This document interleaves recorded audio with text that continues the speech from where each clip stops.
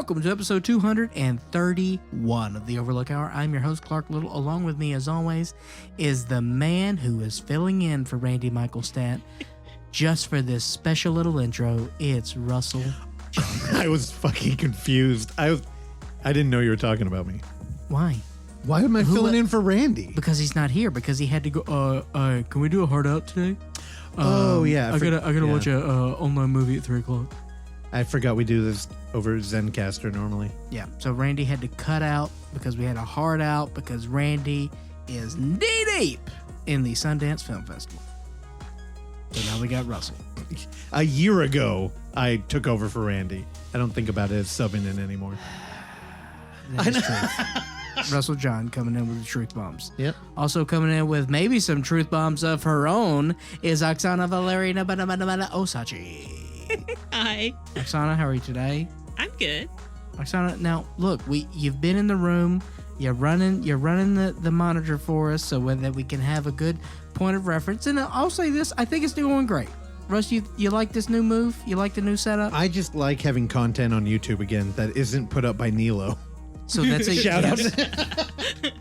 How long ago was that? Who's also resurfaced on Instagram recently. Yes. If you're an old school Overlook Hour follower, you can find him. A lot of exposed body hair. He just also recently compared himself to one of the Pokemons. Okay. I call them Pokemon and it drives Russell crazy. Pokemon? Oh, that's good. Y'all are idiots. Shut up. I'll turn both your mics off. But Oksana, you're in the intros with us now. So normally this is where you have 2 to maybe 3 hours where you're alone and you maybe get some grocery shopping done, or you drink copious amounts of wine and you're drunk by the time you come up here. So now that this has changed your Sunday routine, are you trying to you getting your feet settled? Is that a sentence that anyone has ever said? It's a sentence. Are you getting your feet settled? To be honest, there's a lot of phrases you say that I've never heard anyone say, so it could be very well a thing people say. Look, sometimes I come in here and I spin some Mississippi wisdoms, okay? My favorite was when you came down today, when you woke up and you're like, my legs are cramping. And I'm like, that's called atrophy. And you agreed with me. Yeah. Yeah. Lactic acid fermentation. Yesterday I did a lot of moving. As we talked about, I was going to clean my room. And as you saw my room today, not a whole lot of positive things. Man, my room's a mess. Also, you're dressed like you were going to go jogging. You had a beanie on and a sweatshirt. I don't know what the hell was happening. I'm going to tell you something right now. New leaf. Oh, now you're dressed like you're about to jump on a hog. Why? Because I got my bandana on? Yeah. It's a cool looking bandana, though. Every girl's crazy about a new bandana. Every girl crazy about a bandana. All right. This week on the show, we have, let me just say, I'm very excited for all of you to listen to this interview. I'm very excited for you to listen to every interview. But today, Jordan Graham, writer-director of a movie, film that's coming out on Tuesday, entitled Sator, which will be available on iTunes and Amazon for rental. He's been working on this film for nearly a decade, and it's finally coming out. And Jordan shares some things with us that sort of caught us off guard. Completely. And it's fantastic. And this is a very personal project. And Jordan has a very personal talk with us. And fantastic. What? You said like you're going to hate that when you listen back to it. Man, let me tell you something. I do the thing all the time. I need to go to speeching school. No. Oh my God. I was listening to a podcast and the dude had the worst tick. He was going, and things like that. Like, I would get home and sit down and things like that. And then I would put on this movie and, Netflix and things like that. And I was like vocalizing like, dude, stop. Because I like the show. That's what's up. Oh, I love it. That's what's up. Oh yeah. We should plug that too. Well, things like that. I mean, that's also like, you know what I'm saying? Like it's the same thing. I had a teacher who would say sort of. In between, he would say it 4 times in one sentence. When it's just like a pause and you're trying to get your brain to catch up, that's not that bad. The thing I don't like that I do is that, you know what I mean? Because I feel like that's like a bargaining tool and it's cheap. Like, you know what I mean? Like you're like, it's almost like forcing somebody to agree with you. 100%. Yeah. That's another one. That's one your mom called you out on. She did. And it has broken me to my right core. When somebody acknowledges it, you're kind of like, oh God. No, the jig is on. I've been taken. But did we plug the Kush show? I don't think we did. We were back on Bosnet. I was gonna let Oksana do that. She handles all of our my bad. proper things. I'll shut my mic off. Well, thank you for reminding me because I did not write that down. I did share it on Twitter. Russell and Clark guest starred, I guess, on the 50th episode of the Microdose. Let me tell you something. We don't guest on anything. We star. Thank they you very much. hostily took over the 50th episode of Microdose with Kush and Robin. You can find it on Twitter. I'll share it again because I'm not 100%. There's so many podcasts that Kush does that, yeah. Great plug, Oksana. I will find it and I will share it again. All right. So, what films are coming out this week that you can tell us about? Maybe in more detail about, rather than the appearance that we were just on, that you provided no information that were helpful to anyone who wanted to listen. How would you contextualize that show that we were on? What do you mean? Like, you pitch it. Okay. Yeah. So, listen to the show where Russell and I get on Steve's show, where Steve talks about, for 15 of the 25 minutes, talks about how he had to cancel a show on his network. And then for the remaining 10 minutes of that show, we play a game where we guessed how much celebrities cost on Cameo. It's great fun. Yeah. Also, Kush, you rule, dude. Like, we'll hang out anytime. Steve's great. Okay, so you already mentioned the first movie I had lined up, which is Sator, coming out Tuesday the 9th. You actually gypped Jordan like 40 other jobs he did on the movies, which I'm sure you guys get into in the interview. Everything. Yes, because we're very good interviewers. Continue. Sator is, the synopsis is secluded in a desolate forest. A broken family is observed by Sator, a supernatural entity who is attempting to claim them. It's really good. I don't know. It's Loved that dramatic pause. You guys talk about it way more in the very long intro at the end of the show. So that is out on Tuesday the 9th. The day this episode goes up is opening night of the 23rd San Francisco Independent Film Festival. Oh my goodness. Opening night. It's going to be running until the 21st. Of February? Of February, yes. Nailed it. Like 3.5 weeks? Very long. Lots of movies. I haven't scoured their thing yet, but that's going to be opening February 4th. The day after this episode goes up, we have another film by Rodney Asher, who's come up on this podcast a lot. He did Room 237.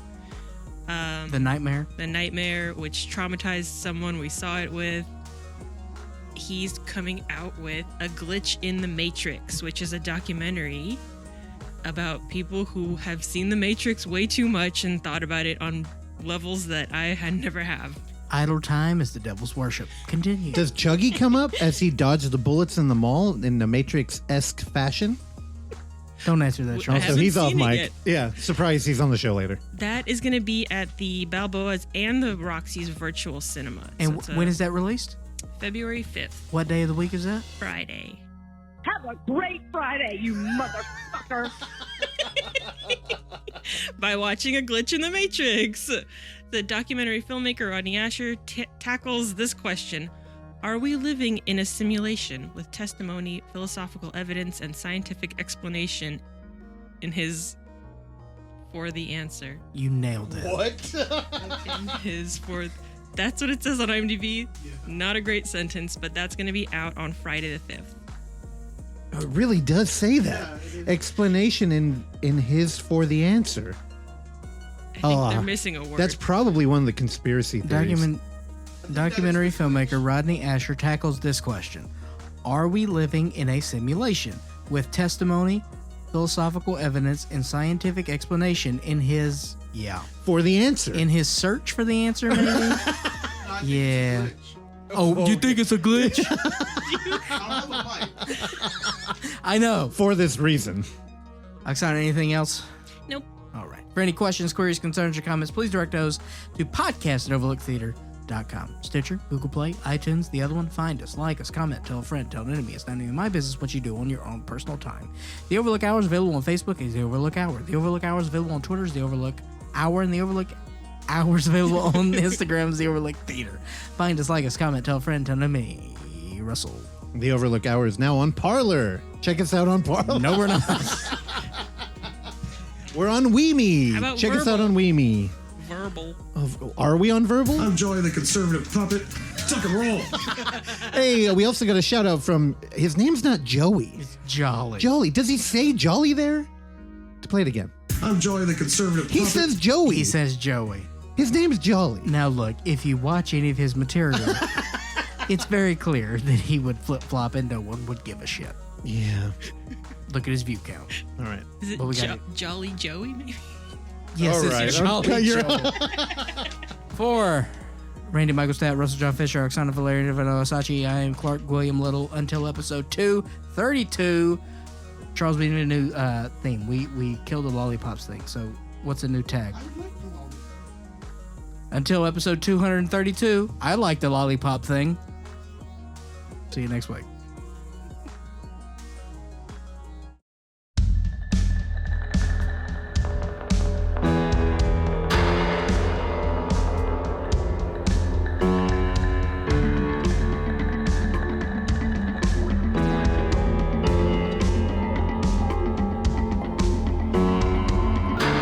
Text me about me breaking your bones while raping you, and I'll send you the voice note while I come while reading it.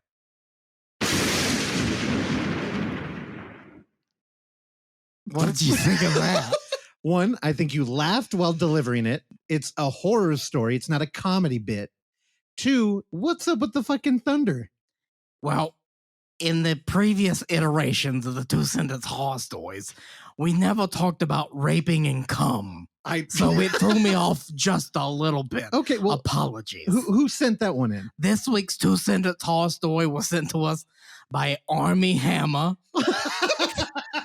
from his private direct message history. Oh, what? Apparently, he is a cannibal. Have you heard this news story? Hold on, let me get my breaking news. Apparently, Army Hammer likes to eat the human flesh. Randy, your thoughts?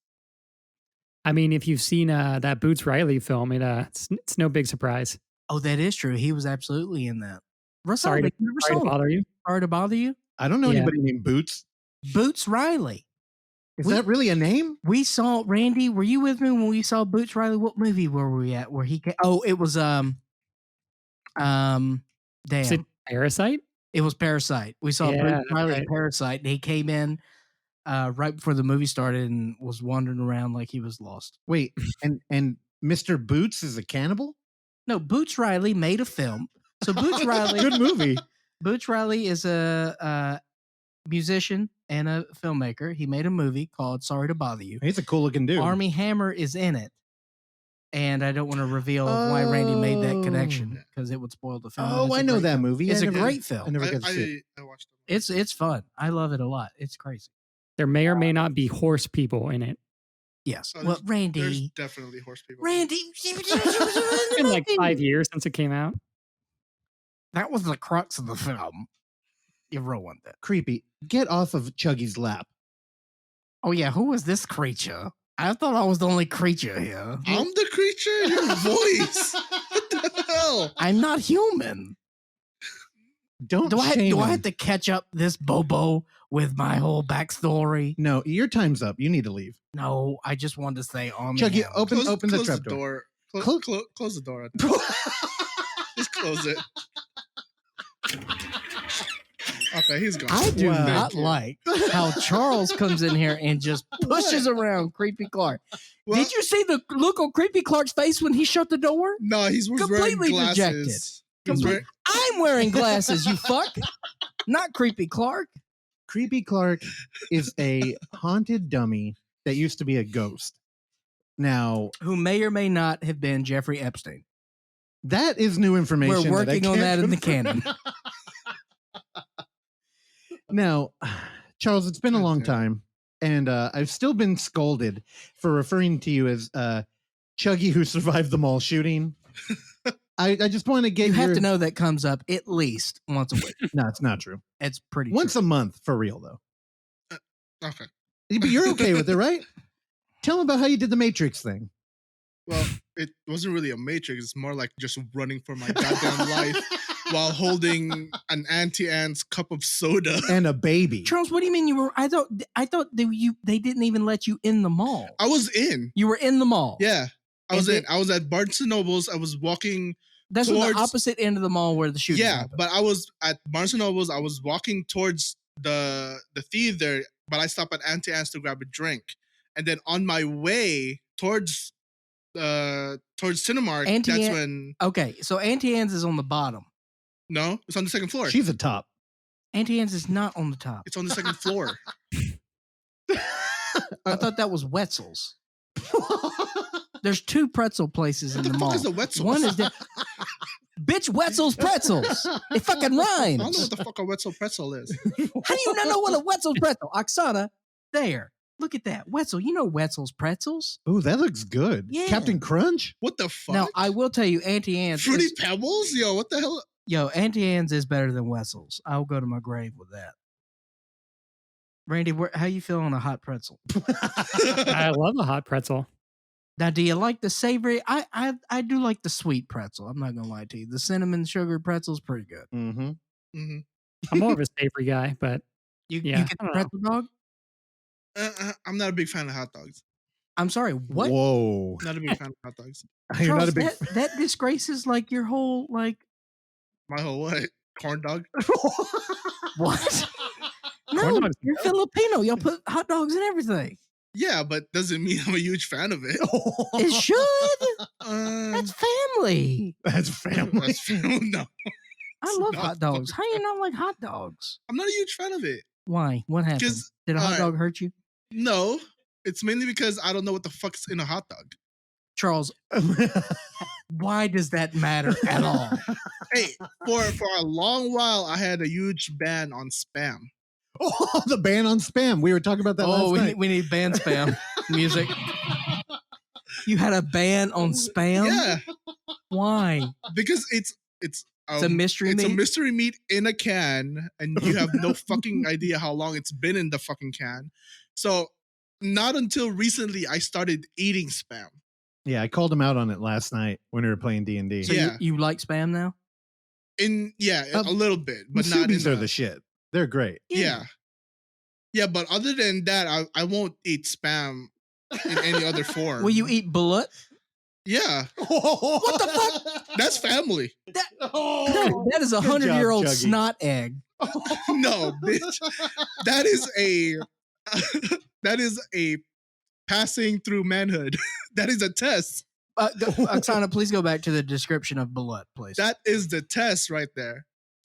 Bullet is a Filipino term for a fertilized developing egg embryo that is boiled and eaten from the shell. Yep. You will love that, but you won't eat a hot dog? Yeah, You don't know what's in a hot dog.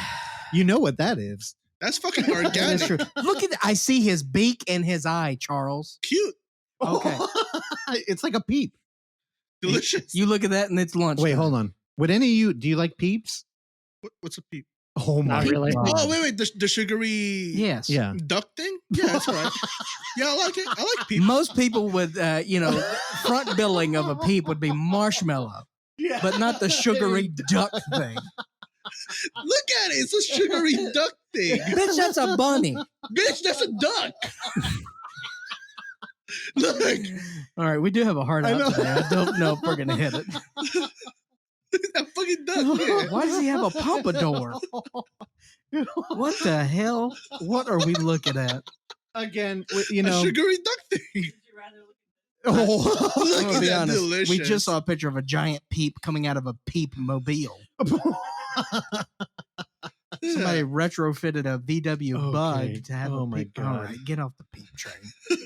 Charles, hot dogs They're are gross. fantastic. They're gross. I may have some for lunch They're today. fucking gross. The three it- friends are going to hate you, That's Chuggy. Enjoy that. insane. That's like an Enjoy. hour of their show every day.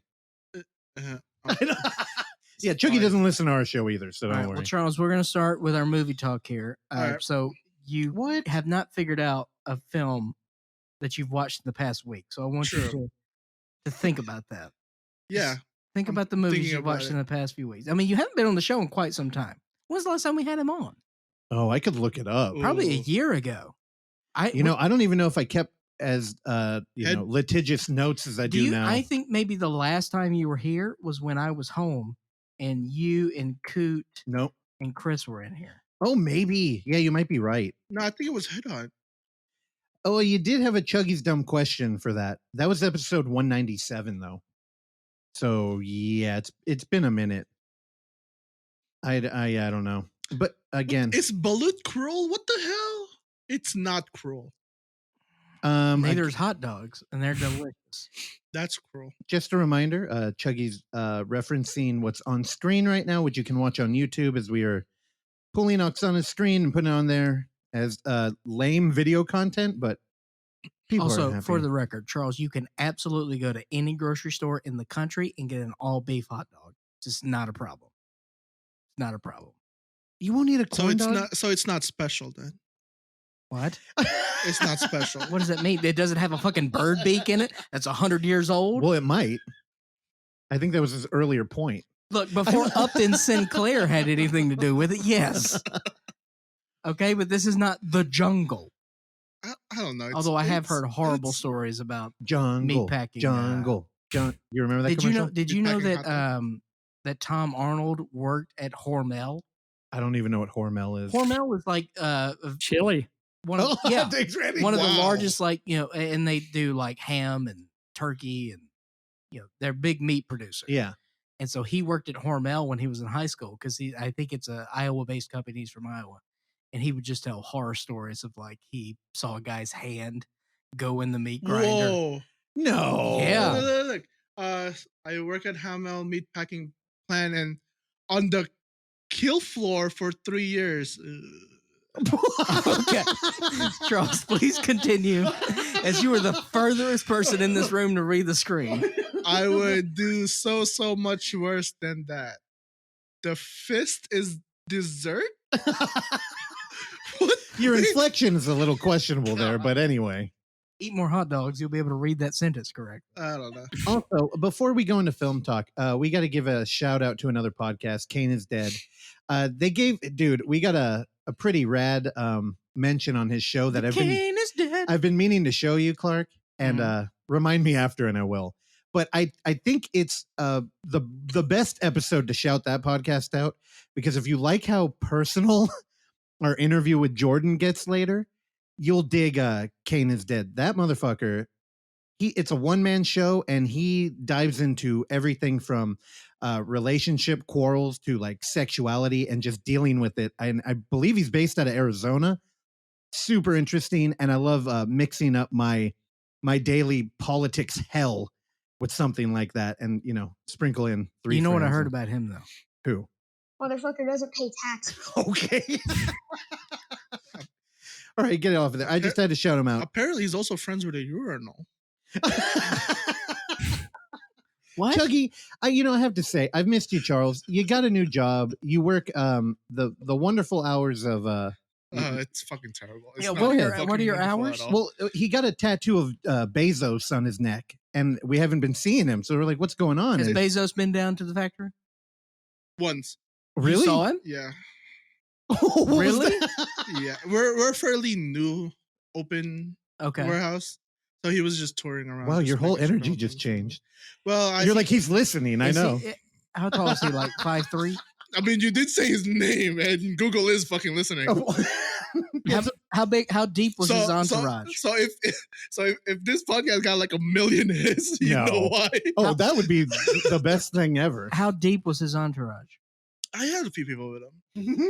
Well, yeah, he's the CEO and the second richest man in the world. Yeah, pen and paper type people. Penn and Teller. I wish. Show me a fucking magic trick. All right, Chuggy. What? Oh, Hell yeah. Chuggy. What are your hours? 5:30 to 2. Yeah, you get up at So- 4.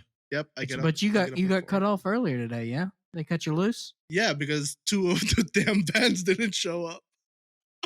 on a Sunday. Yeah, on a Sunday. Yeah. Does that happen on a Sunday? No, not really. So you just got lucky today. We're lucky to have you right now. Yeah.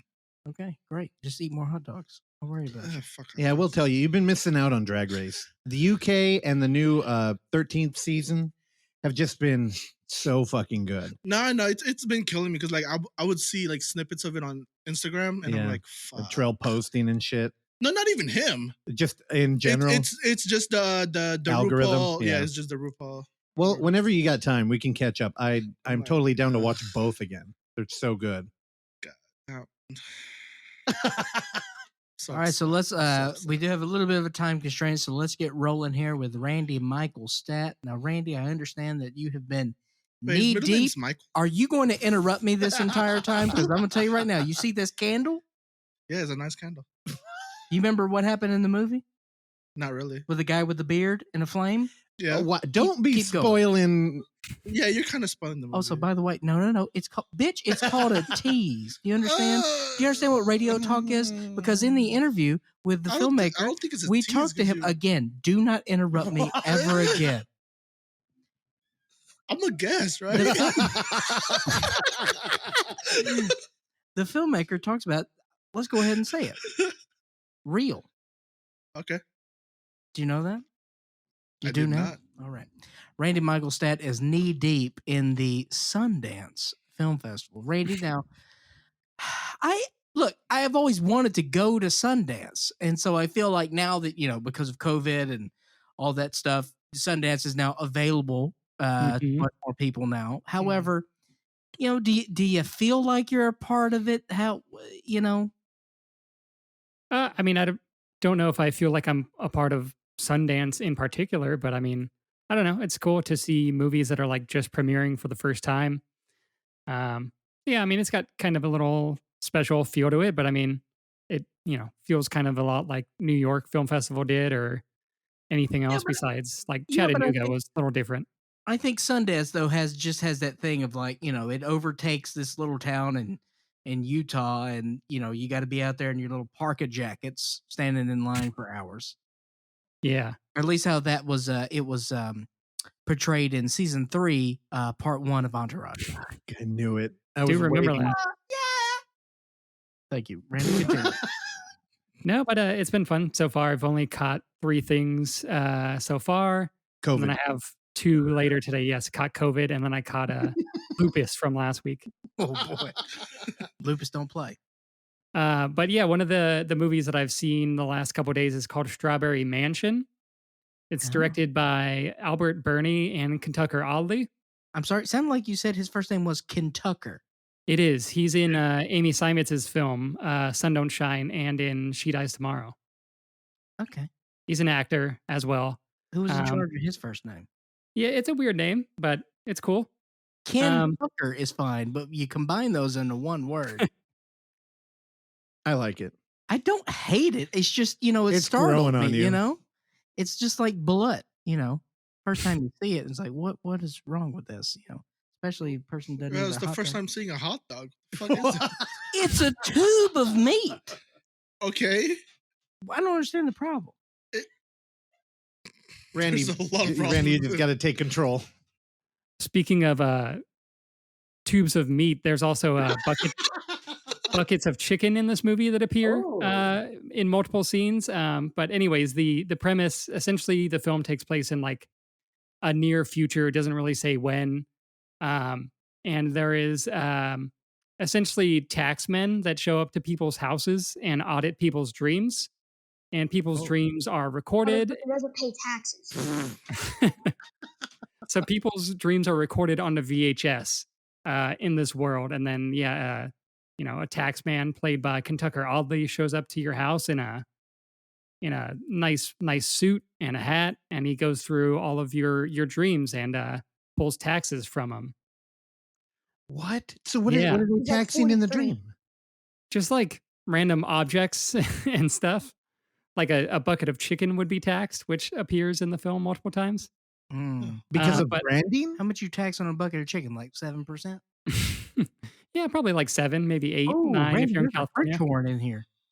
So yeah, it's a kind of a weird premise of a film, but essentially he gets sent to this older lady's house. Her name is Bella, and he's like, he's like, I'll stay in a hotel like nearby, like while I do the audit because it can take multiple days. She's got like an insane amount of recorded dreams onto VHS, and she's like, no, you should just stay here, and like very much insists on him staying there. Incest. Um, Now, nope. So basically, yeah, it's just him kind of going through her dreams and stuff, and it becomes very dreamy and surreal, and it's pretty unique. It feels part like a sci-fi film, part like a fantasy film. Apparently, the directors were influenced by stuff like Neverending Story, and it has this very like handmade, like DIY film feel to it. Like a lot of the effects and like the helmet that he wears to audit dreams are like you could tell they're very like handmade and like DIY. And yeah, it's might not be a movie that'll work for everybody, but I don't know. I was pretty into it. So And I think, Randy, we yeah. got like 2 pictures on IMDb to play with. yeah, And one of them is a wide shot with Kentucker looking at a mansion in the far distance. yeah, That I would hardly call that a mansion. okay. No. like a nice house in the woods, very Well, green and lush. That It- is spooky town. It demands control of the surrounding property. So, Mhm. that's why I chose the word mansion. Anyway, it totally reminds me of did you ever see the Criterion film Black Moon? No, but I know of it. Yeah, you would remember the unicorn that makes an appearance in that film. But it's kind of a like personal grounded film that is a fantasy movie, and it implies that our lead is kind of like on a psychedelic journey, but Mhm. it's so subtle yet like confronting. I don't know. Is that what we're dealing with here? I'm having a hard time getting tone from IMDb. Sort of, yeah. There's a bit of a love story to it. I'd say that's kind of like the main like through line, essentially. So essentially, this might be ruining it a little bit, but when he's auditing the dreams of Bella, um, he meets younger Bella in her dreams, essentially. Oh shit. And then him and younger Bella kind of like have a thing. Ooh. Yeah. Ooh, And it's fucking Back to the Future style. yeah. I don't know. Like I said, it's super dreamy and it looks very like handcrafted. And I just really liked the aesthetic of it. And yeah, Kentucker's really good. And the person that plays the old woman that he goes to audit is pretty good as well. Well, Randy, there is what's more dystopian than having a tax man audit your fucking dreams? Like the one last private place on this planet is your head. Yeah. Have you got the fucking government poking around in there? Capitalism knows no bounds, dude. Well, you know Nah, what? government There's actually overreach. there's actually ads in the dreams too, which plays into this. Oh, Fuck God. yeah. Yeah, that feels kind of Black Mirror-ish. Except, yeah, no technology, I guess. A Middleman. little bit. This is much more like light than Black Mirror is. Yeah, dude, I'm in. Oh, this is part of Sundance, though. God damn it.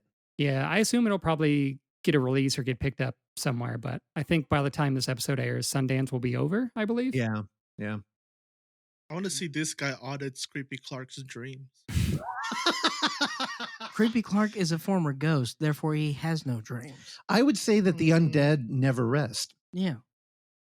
I would say dreams are a thing. Don't sleep. Dreams are a thing that the living take for granted, and Creepy Clark, being twice removed from a body, probably laments the fact that he can't dream, and it's really rude that you brought Also, that up. Dreams is a hit song by the band Cranberries. Great track. Tangerine Dream is the king of the 80s soundtrack, Tangerines are an excellent fruit. and were brought up in our interview. Bam! Came full circle. Clap. Also, you guys should check out a film called Censor. Okay. Wait, you got another movie? What happened? I'm just saying you guys should check out a film called Censor. How you spell it? Censor. Oh, traditional spelling. Was that a Yeah. dig at us shutting up? No, No. I'll never be able to figure out how to spell Sator correctly. All right, what's going on with Censor? What's this thing? It's a movie that takes place in the 80s UK, and there is a woman who is a film censor who is viewing a lot of video nasties around the area of that whole thing. And yeah, it's good. Wow. It's a Okay. Sundance film? Yeah. You just made me understand a text I got yesterday. A lot Really? more. Yeah. Who, Ooh, Robbie? that sounds good. No, not Robbie. Although Robbie did reach out. He is the only person I know that knew about Sunk into the Womb. Of Randy, did you course. check it out? No, not yet. I haven't Randy, felt like don't Randy, watch don't it. getting in that mood yet. Charles. Mickey did reach out on Twitter from the Three Friends podcast. All that. Yep, never gonna watch it. Yeah, can't do it. Dude, it's great. It's beautiful. Charles, we talked about a movie last week that Russell and Oksana watched where a 3-year-old child is thrown into the trash. No, that doesn't happen. Clark was shutting down mentally because I straight up told him he's not allowed to ever watch the movie. I will go ahead and extend that demand to you too. Charles, you are never allowed to watch a movie called Sunk into Do you the see Womb. that little girl? They kill her. He doesn't. So he literally, this is PTSD, has blocked out that whole conversation. I will tell you, this film is about abandoning children, and they are left in an apartment alone for days. And the way it's filmed is very confronting. Have you ever tried to open a can with a knife? Yeah. Was it spam? Yeah, Was it a can of spam? Hell no. Oh, it was a So, canned you know, hot dog. You stab a can with a knife, right? Have you ever seen a 3-year-old try to do that? No. Yeah, I know. All It's right, rough. Here's the thing. I will watch this movie. You're not with- allowed. With Charles, Only if we film it. and we film it, and we're there to comfort each other. If we make some video content of I'm you. not hugging you. Charles, I would hug you with all of my heart. Okay, so we get a camera. You both you both watch this movie. Food's a big part of that movie. So we'll get a hot dog And and, a some balut. Yeah. I'm not gonna eat the balloon. He's not gonna eat the hot dog. I'll eat the hot dog if you eat the balloon. That is not a fair trade at all. That is an absolutely That fair is- trade. You are insane. Hot dog is the no. That is so fair. They don't sell balut at the goddamn 7-Eleven, Charles. Yeah, because it's a delicacy. I'm not eating a delicacy where of a fucked up little embryo bird. But we are watching a little kid, so it's like Yeah. kinda Okay. the Get same it. thing. All right. Get out of here. Get out of here. Oh my god, it's gonna be in my nightmares. All right. Yeah, you open a balloon. I you watched see a little film that came out on HBO Max this week.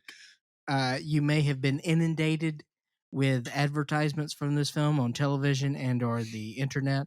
The name of this picture is called The Little Things. Oh, the Clark Little things. Thank you so much. I thought we were doing Godzilla vs. King Kong.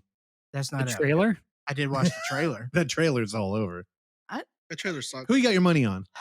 Godzilla. Dude, you gotta go for King Kong. I'm going for Godzilla. Kong. You gotta Godzilla. go for Kong. Who's going for Godzilla? All my Asian families. That's Dude, family. Yeah, Kong's got weaponry Dude, though. you watch yeah, it. that means he's Okay, a bitch. but- Oh wow! But Kong is clearly the protagonist. No. Yes. Watch the trailer. Nope. Watch the trailer. It's clear that he's the protagonist. No, he's not. Do I have to Also, explain watch- what They you know what are- protagonist is? No, I do, but Okay. they're doing Godzilla wrong because Godzilla in the trailer, it's not Godzilla attacking the city. It's Mecha Godzilla, and you can quote me on that. I would rather pass away. With a hot dog. I would rather choke on a hot dog with a bullet up my butthole than ever There's an understand what the fuck you just said. Wait. The Little the Things Clark Little things. very little things. dropped on. This was supposed to be a big movie, man. Like we got Denzel. Okay, Well, it's not in We've the got- title. again, do not interrupt me anymore. we've got Denzel. Okay, we've got Rami Malek, Academy Award winning Rami Malek, Academy Award winning Denzel, and Academy Award winning Jared. I'm glad you Leto. went back. Yes, all three of them. Okay, got that little golden piece of shit trophy. All three of them. This Only is two's deserving. not good. This movie, written directed by John Lee Hancock, who gave us The Founder, which I love The Founder. I've watched that several. Randy, you're a fan, yeah? Yeah, it's solid. I think it's a nice little movie about McDonald's and Ray Kroc. And now, look, we can go into really Ray Kroc being a monster, but I think that the founder did a really good job of understanding, the start of the fast food industry, and it's great for what it is. The Little Things is a film that he wrote, I believe, 30 years ago. And he's finally just gotten to make it now. And that makes a whole lot of sense to me now. Because after watching this, it's almost there. The whole thing feels like an adaptation of a crime novel, which it is not. Denzel plays no, here's what we're going to do, Charles. Mhm. I'm going to spoil this movie. That's fine. Is with everyone me. okay with this? Randy, I know you were semi-interested in this, but I'm going to pass on it. okay. Here we go. Denzel You didn't ask me. plays a police officer who is now in Bakersfield, California. He used to be in the LA police department. He's now a sheriff in Bakersfield. He goes back to LA as the movie opens with this girl driving down the road. Russell, she's singing Roam If You Want To by the B-52s. Oh, I'm in. And there's a car tailing her, and she gets very scared. She goes in this truck stop off the road, abandoned somewhere in Southern California, very sparse country. And the guy goes out and tries to hunt her down. She escapes, and then we get the movie titles of The Little Things. Denzel goes down to LA because there's been a new string of murders. He believes that they are connected to a crime that was never solved by him. Now, this movie is riddled with flashbacks. And the longer the movie goes, the more we start to fill in of what really happened with Denzel and why he is no longer with his police department, why he went to Bakersfield, and why he lost his marriage, why he had a heart attack, and all the weight that, yes.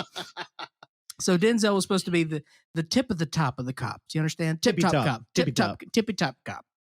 And then this crime happened. Well, as we learn at the end of the movie, he actually shot and killed a girl while trying to investigate. And it was a complete accident, and it was covered up by that police department. And so he feels like he has to make things right. Well, Rami Malek plays the up-and-coming new tippy-top cop, okay? Mm-hmm. Rami Malek is horribly miscast in this movie. Rami Malek is very talented, but he doesn't... Look at him. Yeah. Does he look like a cop? No. Nah. No. He looks like this pansexual, amorphous little David Bowie man. And you don't buy him at all as a cop. You mean Freddie Mercury? No, I said David Bowie, pansexual. Do you know what that means? Google it, but don't do it on my time because we have a no phone policy. So look, it's Freddie Mercury. I understand he played fucking Freddie Mercury, Charles. He's also Mr. Robot.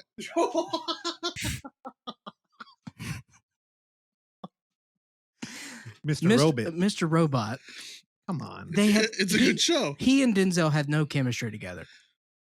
And frankly, like, it finally takes to the second act where you're like, okay, I can stand these two in the same car together. Then in comes Jared Leto as the prime suspect of these murders. Mm-hmm. Jared Leto is doing the complete Jared Leto thing. Okay. He's like Mr. Cool Guy. You think he's the murderer. He knows that the cops are onto him, so he's playing games. You understand? Playing games with them. Mm-hmm. Denzel brings him in with Rami Malek. Rami Malek's interviewing him. He shows them pictures of the dead girls. Jared Leto takes these pictures. Russell, the following is an exact line from this movie. Oh, no. Are you ready? No. So he looks at the pictures of the girl, and then Denzel storms in the room and throws him up against the wall. And he says, "You did it, motherfucker. Look at you. Your dick is as hard as Chinese arithmetic." Whoa, really? Yes. Wow. Yes. That's, oh, man.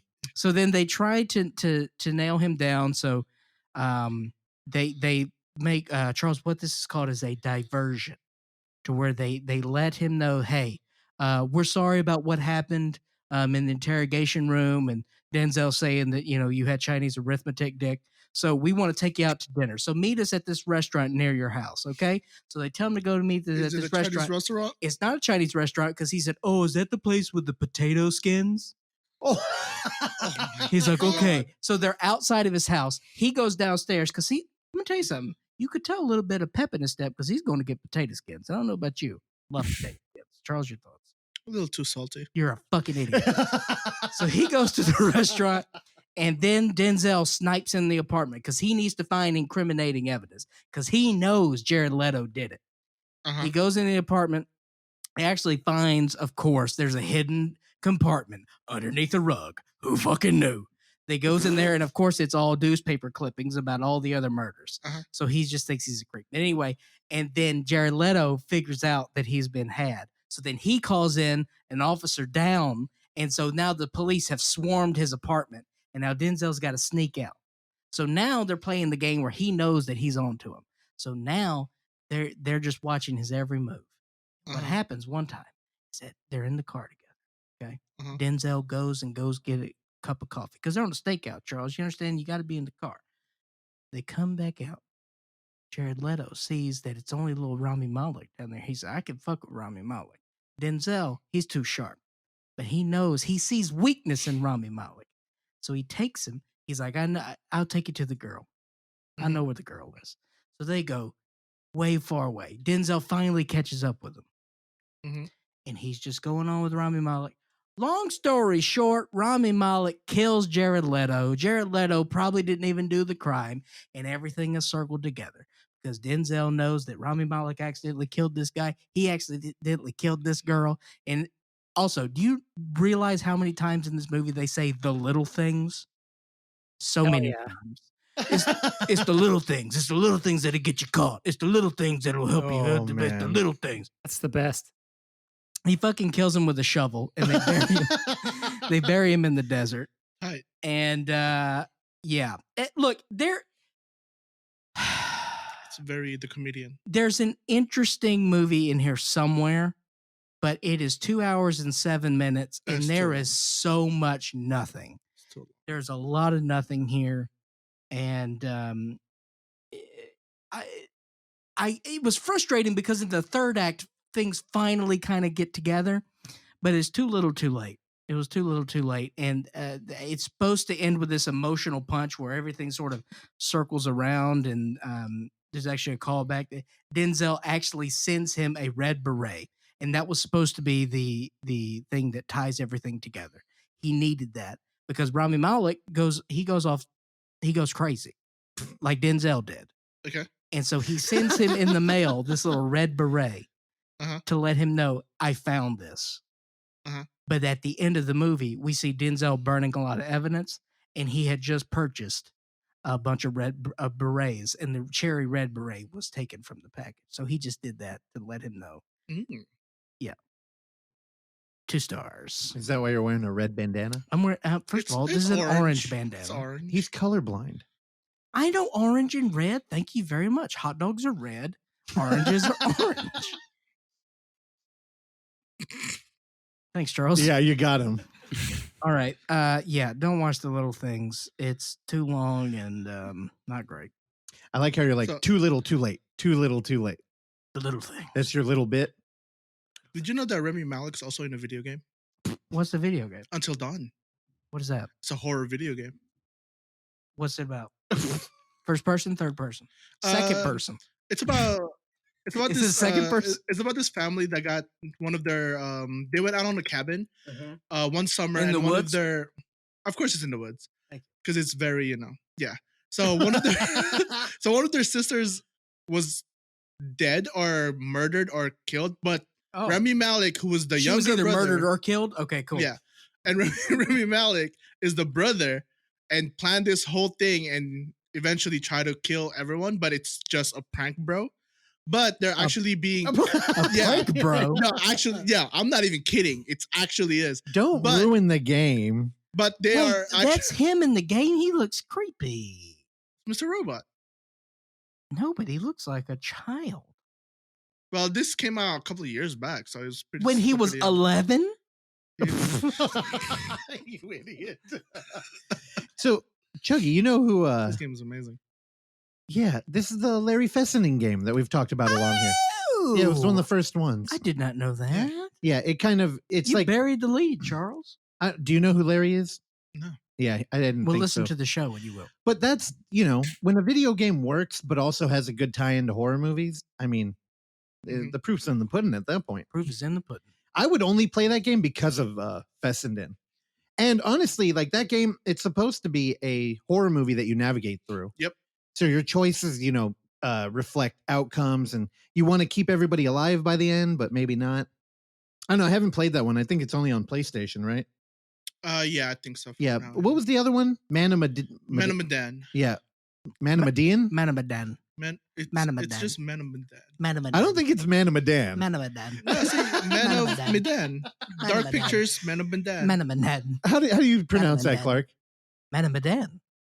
See? It's not Manamadan. Manamadan. Man of Medan. I think it's I've heard so many different pronunciations of that. Manamadan. Say one of them. Median? There ain't no I. Man of I Midian? know, I just made that up. Oh. Yeah, that's another game that he worked on. It came out after. We do have that game if you want to play it. I think it's up to like 5 players or something, I'm sorry. right? I don't have 5 friends. It's not up to 5 players, but there are 5 characters, so people can pass around the controller. They have a mode where everybody plays the character. Yeah. So when your character comes up, you get control of them. Yeah. Oh, pass. Oh, you just don't like people. Correct. I know. Yeah. But, All right. Charles, did you figure out something you can talk about within a 7-minute time frame? yeah, I kind of recently just watched Ford versus Ferrari. Oh, My man. What, McDonald's? All right, so please tell us what you thought of the greatest movie ever made. It's pretty damn good. Thank you so much. It's Oh my very God. good. Will you ever? Can you get Russell to watch this? Probably No. not. Yeah, probably not. Randy, I almost watched Le Mans this weekend. No, you're a Nice. madman. Antonelli? The It's a the 20 Steve McQueen movie, Yeah. Our not the race. actual race. Oh. Not sure when that is. But yeah, so why did you watch Ford versus Ferrari? It's one of those things. I was just getting home, just scrolling through my TV, and I'm just like, I don't want to play a video game today. And I'm like, racing in the rain? No, fuck that. Oh, the art of racing in the rain. But Ford versus Ferrari. I still need to watch. But that, there's a though. dog in that movie. I don't There's a give a dog. shit about the fucking dog. Whoa. Whoa, what is this language What the- today? Because I like my own dog. I don't like other people's.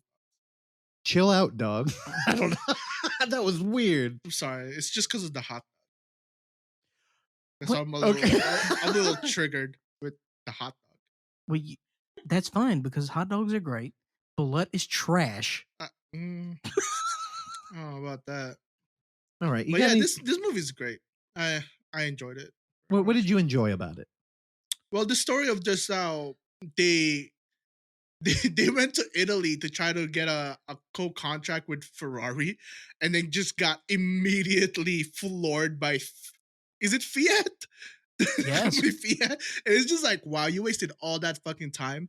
And there's just this sleazy guy who's always on Henry Ford's ear, and he's like this asshole who's just like, yeah, eventually I'm gonna run this fucking company, but it's like you're a total tool, and it's like, dude, you're not doing anything at all. And I love how the best racer in the whole fucking country works in a garage that got shut down because he is so focused on racing. That's like his entire passion, but it doesn't pay anything. But he still does it anyway. He attends race meet in like his own custom car that doesn't even meet the guidelines. So on one of the episode, I mean not the episode, on one of the scene, his trunk was not regulated for the race. So he took a wrench and he just started hammering the trunk. Yeah. And I was just like, oh, this guy's a fucking madman. It's like, and one of my favorite part is like when Shelby grabbed the wrench and just Carol told him, Shelby. yeah, Carol Shelby took the wrench and just tell his guy, frame this. And I'm like, why? Like, why would you frame a wrench? It's like, it doesn't make sense. But eventually throughout the show, you eventually see that wrench on his office and is like, oh, he sees something in this madman, this guy who is, in my opinion, one of the best racers not even heard of. It's the wrench that he threw at the race director. Okay. Yeah. And it's like, I've never heard of him before. And it's like, he's eventually one of the best racers in the world. Well, he died. Well, Quite yeah, tragic. You but, just ruined that movie too? yeah, but I mean, it's That's if, history. if you're one of the best in your sport, you should be immortalized. Sure. And it's sad that this is the first time that majority of the people are hearing about this person. Well, sure, but I mean, look, everyone knows about Carroll Shelby, Yeah, because of his signature car. and Carroll Shelby was also quite the race car driver. Yeah, on And his then, time. of course, he Became blind. with Well, his thing with Ford. So, night blindness. but yeah, no, Charles nailed that. Yeah. So the Ford Motor Company tried to make a deal with Ferrari. They were going to make Ford Ferrari, Racing, and yeah. yes, because Ferrari was having financial problems, and they did not want to do a deal with Ford. Yep. So that put a little spur under Henry Ford's bottom, and that's why we got what we got. And then we got the 3 Ford finish, Mhm. which was bullshit. But Yeah. What are you talking about? I spaced out a half hour ago. This movie doesn't have a happy ending.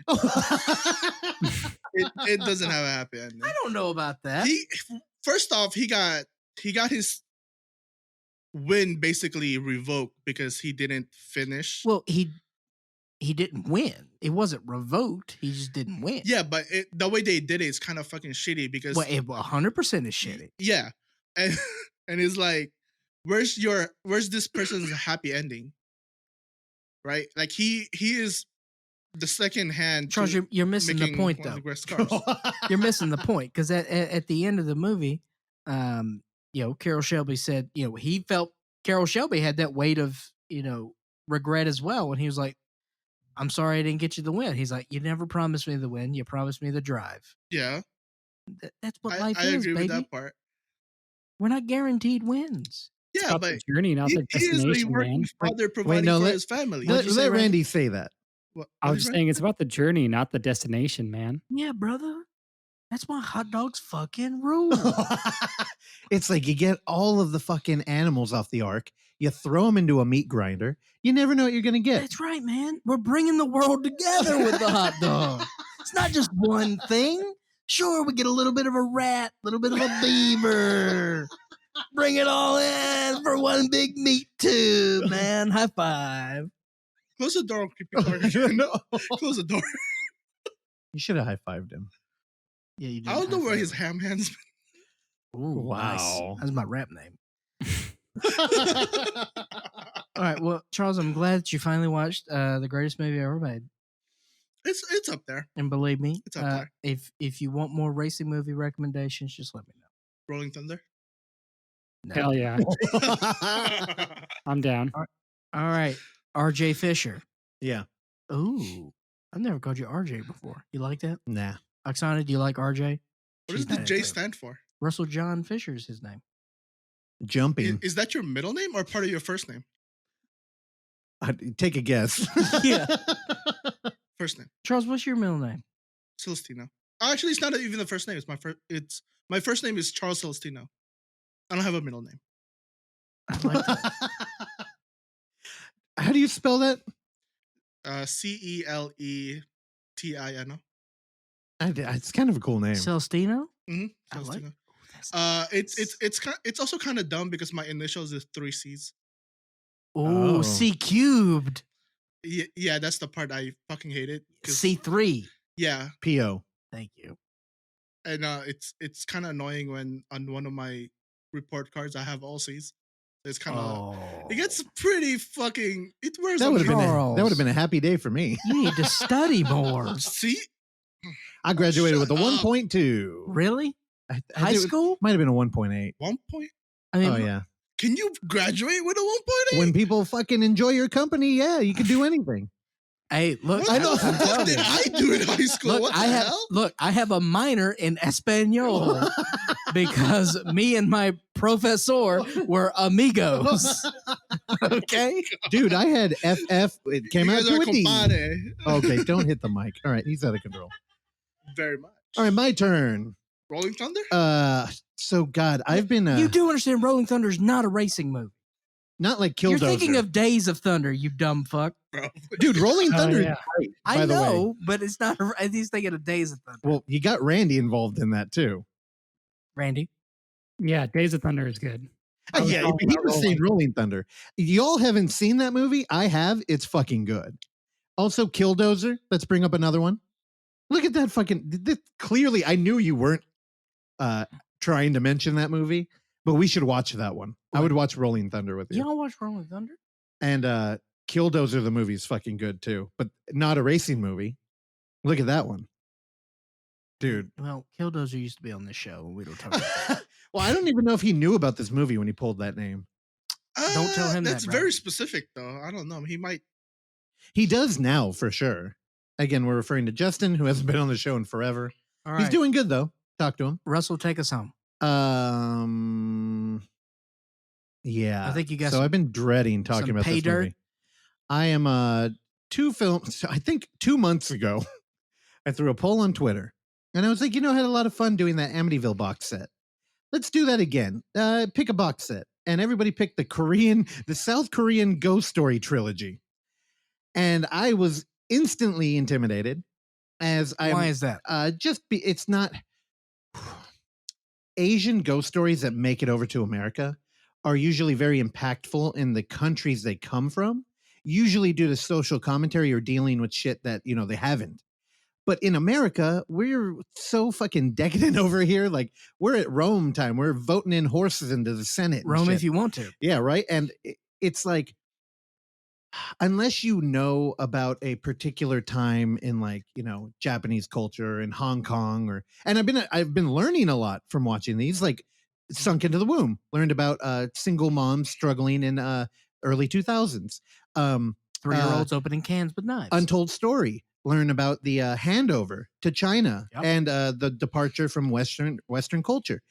Then I'm like, man, now I'm in South Korea, and these films are so Chuggy, while we were talking to Jordan, was watching Whispering Corridors. Yes. And it's a fucking subtle film. It's a ghost story. And here in America, ghost stories are always about the nuclear family and, the house we occupy and, our own private Idaho, so to say. And another B-52s rep. it's, it's something that is instantly identifiable to an American. Now, in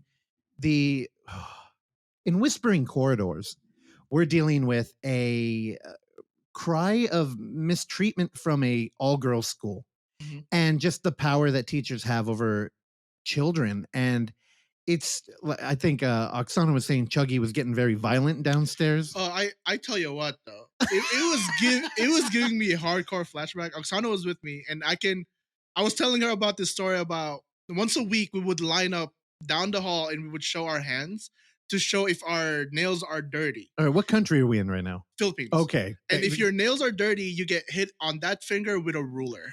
Oh, It's pretty nutty. So before that scene even came up, I already told that to Oksana. yeah. And literally 10 or 15 minutes later, they did it. And I was just like, oh fuck, this is hitting me home. bitch. It was Okay. It was hitting me. Yeah. So culturally, it feels like, I don't know, mean to say that they're very behind where we are now. And students have a lot more rights. I mean, we are in a country where people get so crazy over everything. And, Litigious. these cultural movements, like Whispering Corridors was huge in South Korea. I bet. And then it comes over here and it gets kind of like a small DVD release. And I'm sure there's a crowd that was pumped for it. But for me, it's a lot of work. Like, you got to do a lot of diving to really appreciate the film history and the impact that the film made. Because on the surface, we're dealing with a ghost story that's not that, as far as the genre is concerned, we're not like reinventing the wheel here. Yeah, it's not. So in part 2, Memento Mori. 17%. Memento Mori. Again, people like to shit on horror films. And for it would not be unfair to just say it's boring. And if that's where you are with movies and film, And that's Whispering Corridors. That was the first. And Yeah. you're going to talk about the second well, one. Memento Mori is part 2. Other than the setting, which is an all-girls school, they are not related in any way. Okay. And the first film was kind of about like the depression and the atrocities of school. Also, I should mention, South Korea, if you don't get a perfect score on the SATs, you've done something wrong. They have such a strict culture of education. High standards. And, you know, it's we can't even compare to it. No. There's a school in China that only takes like the most elite, brightest people. Half of it is from South Korea. And recently, there was a South Korean pop star who killed herself. It was a big deal. I don't remember her name, but it's the pressures that they put on these kids. Now, as a pop star, you start really young and you're expected to do X, Y, and Z. Like it's your career before you've ever even had a life. And it's like I have that jumbling around in the back of my head, and I'm watching Memento Mori, which is mostly a ghost story told in a non-linear progression about the LGBTQ community. And it's really about like there was a huge lesbian kiss in this movie. And they tease it throughout. Now, the cinematography is beautiful. I actually think it's a better movie than Whispering Corridors, just as like one would, you know, you show up to the Roxy on a weekday and you watch an early horror movie and you can walk away and enjoy it. But it's like the impact just isn't there. I feel like I'd have to sit down with somebody who's really invested with it to get me excited. And then I'd be like, oh, all right. Like now I have the context for this cultural boom that is these girls who, I mean, and I'll spoil it because you see it coming. The format of this movie is they find a diary with these two girls who had a relationship. The diary kind of confirms some ideas that they've been hinting at. The girls are kind of back and forth. Like they're dating. I'm air quoting now, but it's not like an official thing. One of them starts talking about how she slept with their teacher. And female teacher? It's one of those like insecurity bouts where it's like, yeah, but who cares? And it's one of those things where you're prying for the other person to admit how much they really like you. And you almost want to hurt them to confirm that your relationship means something. Anyway, you know where that's going. There's a public display of affection. The classroom does not want any part of it, nor does the teacher. Teacher hurts another student. One of the girls kills themselves and then haunts the school. And it is like, hey, teacher, leave those kids alone. Thank you. But I'm like, in one hand, I'm like, I really want to appreciate what this film was doing. But in the other hand, I'm like, oh man, this was telegraphed. And it's not that exciting. And the cinematography looks really good, but I'm not like very invested. I will tell you, there's one moment where the girls are put on detention and they're cleaning a pool. Yeah. Like they drain a pool and they're down there cleaning it. And just the physical interaction, which they're not touching each other, but them cleaning the pool and playing around. I thought that was beautiful. And that had Randy written all over it. But I wouldn't recommend Randy watch He tagged the pool? Yeah. in soap studs? What the what? Soap? Suds. Thank you. Randy, have you ever tagged graffiti style anything? Never have, no. I don't believe that. I haven't. Not even a bus seat? Like you're riding the yellow bus to school and you... No. I don't know what this says about me, but I was never a bus guy. Oh, privilege. You know what I'm saying? I'll tell you, I've carved many a desk with statements I would not agree with now. Oh, boy. Like I spelled corn incorrectly a few times on a desk in school. Oh, corn with a K? With a K. Backwards R? Backwards R. Oh, no. Capital, too. I mean, who does that? It's just grammar. Like, yeah. So, Memento Mori. Man, you know, if you're out there and you're listening and you're like, you don't fucking get it, dude. Like the impact was huge. Hey, you know what? Hit me up. Let's get together and watch it. I really would like a guiding hand here. And yeah, next week I'm doing the third one. You gonna finish it? I did think it was pretty interesting that they fall into the same problem with American franchise film where there's no connective tissue. Yeah. It's kind of like, hey, we're back here at the school, but You know, all that other shit that happened, we're not even going to mention it. But we did we not have some connective tissue with the Amityville box set? Oh, yeah. Well, I mean, yeah and no. Yeah. Like you know why I really I like think that? you had a great time with Amityville. Oh, dude, I love that. But I love haunted items. That's why I still need to watch that Wig movie that Randy mentioned like fucking 3 months ago. Yeah. What was that movie? Was it just called Wig? I think that was Bad Hair. Bad Hair. There we go. Yeah, I got to look up that one. Chuggy, are you going to hang out after this? Maybe we should watch another movie. Well, I mean, I was looking forward to finish up.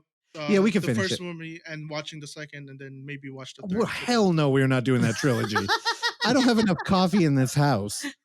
Then I mean, We got movies to watch. I love how Russ has very genuinely asked Charles. He's like, "Hey, you want to hang out, watch a movie?" Well, I want to finish watching the first movie I was watching. Okay, completely reasonable. Then I thought we would watch the second and the third of the trilogy that you had just spent a half hour talking about that you're not a fan of. I mean, one, because of my new work, I haven't been hanging out recently. So No, Charles, do you know how excited we are that you're here today? No, he says we. Do you know how excited he was? Charles, I miss you. Yes, I know. Charles doesn't believe that you're happy to see him. Charles, I love you. It's hard to tell with your glasses on. Oh, Charles, I love you. Oh my God. That was a good reveal. Shut the door. So now, I did remember another movie that we didn't talk about that has our boy Barack in it. I almost call him Barack again. We're fine. 15 minutes. Let's just talk about his part in that movie. Okay. The Mortuary collection. The Mortuary collection, which I will say is great. This is fun. This is great fun. Don't love the film. Whoa. I liked it a lot. I thought it was a lot of fun. Ryan Spindell. Whoa. Now here's you know why I really like the Mortuary collection is because you know me, I love an anthology. Me too. And I think that this is a rare occasion in the field of anthologies where it's all one guy.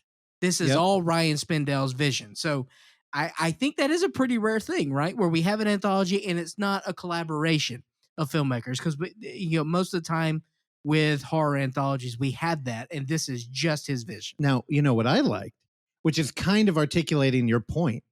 I like that all the shorts were made for the movie. Yeah. Which is I didn't actually think about how Ryan made them all, but if they had all been different directors, but for the same idea, the same project, I'm into that. But I think you're right. Like the tone and the atmosphere does not change. Like they're all and the stories build. Yeah, they do. They do build, and like the first one with the woman in the bathroom, like there's not on paper there's not a whole lot to that, but I think that that's good. It sets the base of everything because of how the story is with the mortuary guy. Well, the wraparound. Yes. Yeah. Well, the wraparound too, but I think it's great. I think the structure of this is very good because, as you said, the wraparound is most of the time with anthologies is sort of a second thought. Well, it's a function where it's like, hey, we've acquired some short films from Film Fest that we like, and film in the 100+ years it's been around. We don't know what to do with these. Yeah. So let's make up a parameter that we can house them all under. And the problem is you can't build normally. Yeah. I mean, you could. I don't see a lot of examples of that though. And this one, dude, Dick Baby was good. You know what I liked? I like the back and forth between the shorts we're watching are being their oral stories in the main line, but we also get reflection of the stories from the characters. So like our lead over here, what's her name? Do you know the actress's name? She'll hear a story. Yes, Kate Winslet. Yeah. she hears the story and then she'll critique it like a horror fan would, kind of like pointing out the weak social commentary or the poor plot progression, and it kind of takes the wind out of it from the actual audience. Yeah, I really like that back and forth. So let's talk about Barrick's segment of this. Yeah, so it opens up and he's naked. We get a full frame of his wiener again. No, man, Barrick is great in this. He plays a guy who it opens up as we learn is in a dream sequence, but it's a wedding, and so we see him getting married, and it's a nightmare scenario to where the preacher gets to the death do you part, and then some scary, spooky things happen, Charles. And then we go to he awakes from this dream, and then he goes and tends to his wife that is in a comatose state. Yeah. And he has been his wife's caretaker for a very long time. He feeds her, and she's not comatose, but she has no motor skills. No. And she's not there. And his character's having a hard time with this is we kind of learned from everything happening that this has been going on for quite some time. And so the seeds of doubt have been sown in his head, and things go from there. Well, his mind starts to wander into dark territory. Yes. As he actually begins contemplating her murder. Now, I don't want to say any more about the story. I just want to mention how fucking good Barrick is in it. Like, watching Spell, we got, it's a showcase. He's not going through a lot of range, though. And I feel as like he said, it's him. it's him. It's him. In this one, it's not. It's not him. He's playing a character. And let me tell you something, Barrick, if you're listening, I hope it's not you. I hope it's not you that's in the Mortuary collection. For the record. He's got some fucking acting chops, though. I mean, He's so good in it. look at his IMDb. Yeah, but this felt Man's more... working. No, he's a workhorse for sure. But this one felt more like a stage play to me. The way it was like heavily scripted, a smaller piece that had big emotions. And dude, he's up to the challenge. These things felt like, nice little Twilight Zones. For sure. Yeah. A little bit more self-aware. Randy, check out the Mortuary collection. I think you have fun with it. It's on Shudder right now. Oh, cool. Yeah. There's also a dick baby. Also, this is William Spataro. I watched it. There you go. He's been pushing this movie on me for fucking months. So again, dick baby. Also, he's not the type of dude that loves a horror film. He watches a lot of them. Doesn't like most of them. Also, by the way, and so in the last story, they're watching a film called The Babysitter Murders. Yeah, that's actually a short film that he wrote and directed. Oh, okay. Yeah, so there's a lot of interconnective tissue there. So I think Ryan Spindell is definitely someone we should look into, because I enjoyed the Mortuary collection. Yeah, it was good. All right, that wraps it up. Charles, thank you for being here. Yeah, I enjoyed it. All right, you gonna hang out and watch all these ghost stories by yourself because Russell did one thing. Chuggy, when are you going to come back on live stream? You were doing it for a minute. I'm still trying to figure out my schedule. Just do it early. Yeah, but I was like, if we're talking about early, that's going to be like at 4 a.m. I did not mean that. That's pretty. So, okay, just for context on why you played that, because you have a computer in front of you that normally has a mouse hooked up to it, that's currently hooked up to the soundboard. That's the third time you've done that? Yeah. Yeah. It's real bad. Anyway, we're up against a wall. Randy's got Sundance. He doesn't want to hang out with us. All right, so, Charles, thank you for being here. Randy, we'll get you off to your Sundance movie, so we'll throw it to our interview, which we just had with Jordan Graham. Jordan did everything on this movie called Sator, which comes out on Tuesday. So this interview will be available to you on Thursday. The following Tuesday, Sator will be available on iTunes and Amazon for rental. So please check that out. Jordan spent, I believe he said, 7 years working on this, and it's a great story. And also, we learned some things about the backstory from this film that if you'll notice in the interview, I don't talk a whole lot, primarily based upon the fact that my jaw is on the floor. And your flaw. And my flaw. Jordan dropped some bombs on us. Yeah, he got very personal. And Jordan, if you're listening, thank you again for that, for playing ball there. This is a great film, a great story, So great good. guy. Charles, do not interrupt me anymore. Enjoy the interview. I'll probably do it one more time. We'll see you next week.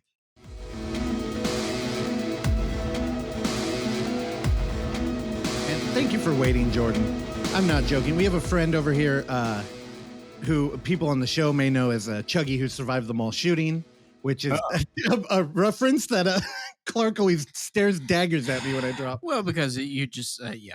He did an amazing feat. It was like the Matrix. He bent over backwards. He's a large dude. And He went to go see Spider-Man. The mall got shot up, and he got stuck in the parking lot. That's what happened. It was just like The Matrix. Well, I'm glad you're alive. Yeah, Chuggy's down there. He's okay, and he was preaching to me about Cyberpunk, a game that he's been glitching out, and I've been wasting many an hour. Yeah. Jordan, are you a big gamer, or because you make movies and you're an adult, you know how to spend your time wisely? No, well, I mean, right now I'm trying to be as productive as I can, but I'm obsessed with the Soulsborne series. So I'm always putting on Dark Souls or Bloodborne or Sekiro or. Yeah, that means he's hardcore. He's playing games that are made to be hard, where now trending in video games is, it's kind of like movies where you boil them down and make them as easy as possible for people. He's playing the games that are all about not being that. Yeah, no, I kind of I get this. Yeah, the Souls games. Everything else like bores me now. I feel unless the story's really good. Like I really like the Last of Us games and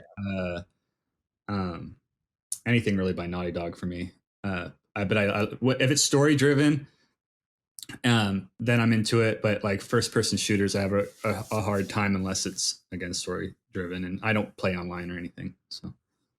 I am the exact opposite type of gamer. That's fine. I can't. The stories I don't know. That's bullshit. You play the RPG mode of Madden, which is just a terrible story. It's horrible story. Horrible story. But when I play Madden, you know, I'm God. You understand? I control everything. Yeah. Last time I played that with my uncle for like the first time a couple weeks ago. One of the Madden ones. That was fun. But Cool. it seems more complicated to me. I don't like. There's so many options. It can be very complicated, and you can run your franchise right into the ground if you don't know what you're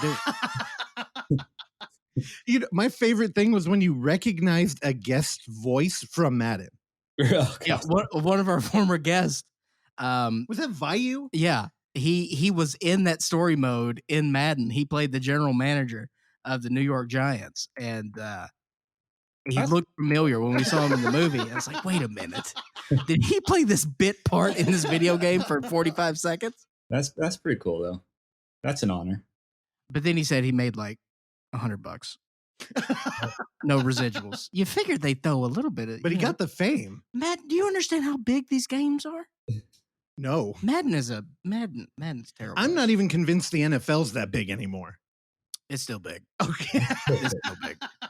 The NBA's not there yet, but it's still big. I just learned that the Super Bowl was coming up. So next week. Yeah. I learned about it because we have a hard out that day because Clark's like, I'm not missing it. Yeah. Look, all right, look. I would love to occupy a life where I am not burdened by something that I've been burdened with my entire life. It's just been programmed to me. I grew up in a very small town in the South. There's nothing to do but sports. So that is just ingrained in my system. Jordan, look at what I'm dealing with here. Today we have a hard out because Randy's got to go to online SunDance. Next week we have a hard out because Clark's got to watch Tom Segura report the Super Bowl. Right. Warren Sapp's going to be there. Oh my God. It's fun. All right. That's what you're dealing with today, Jordan. No worries. Okay, well, we've had to move episodes because you went to a Dungeon Synth concert in Seattle. I called in. So, yes, you did. All right. Now, man, Jordan, I'm so excited to have you here.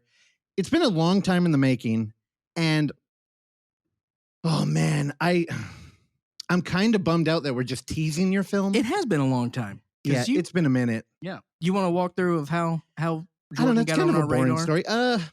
You can tell. I mean, you came from Alex Bigman, right? Like, yeah. Okay.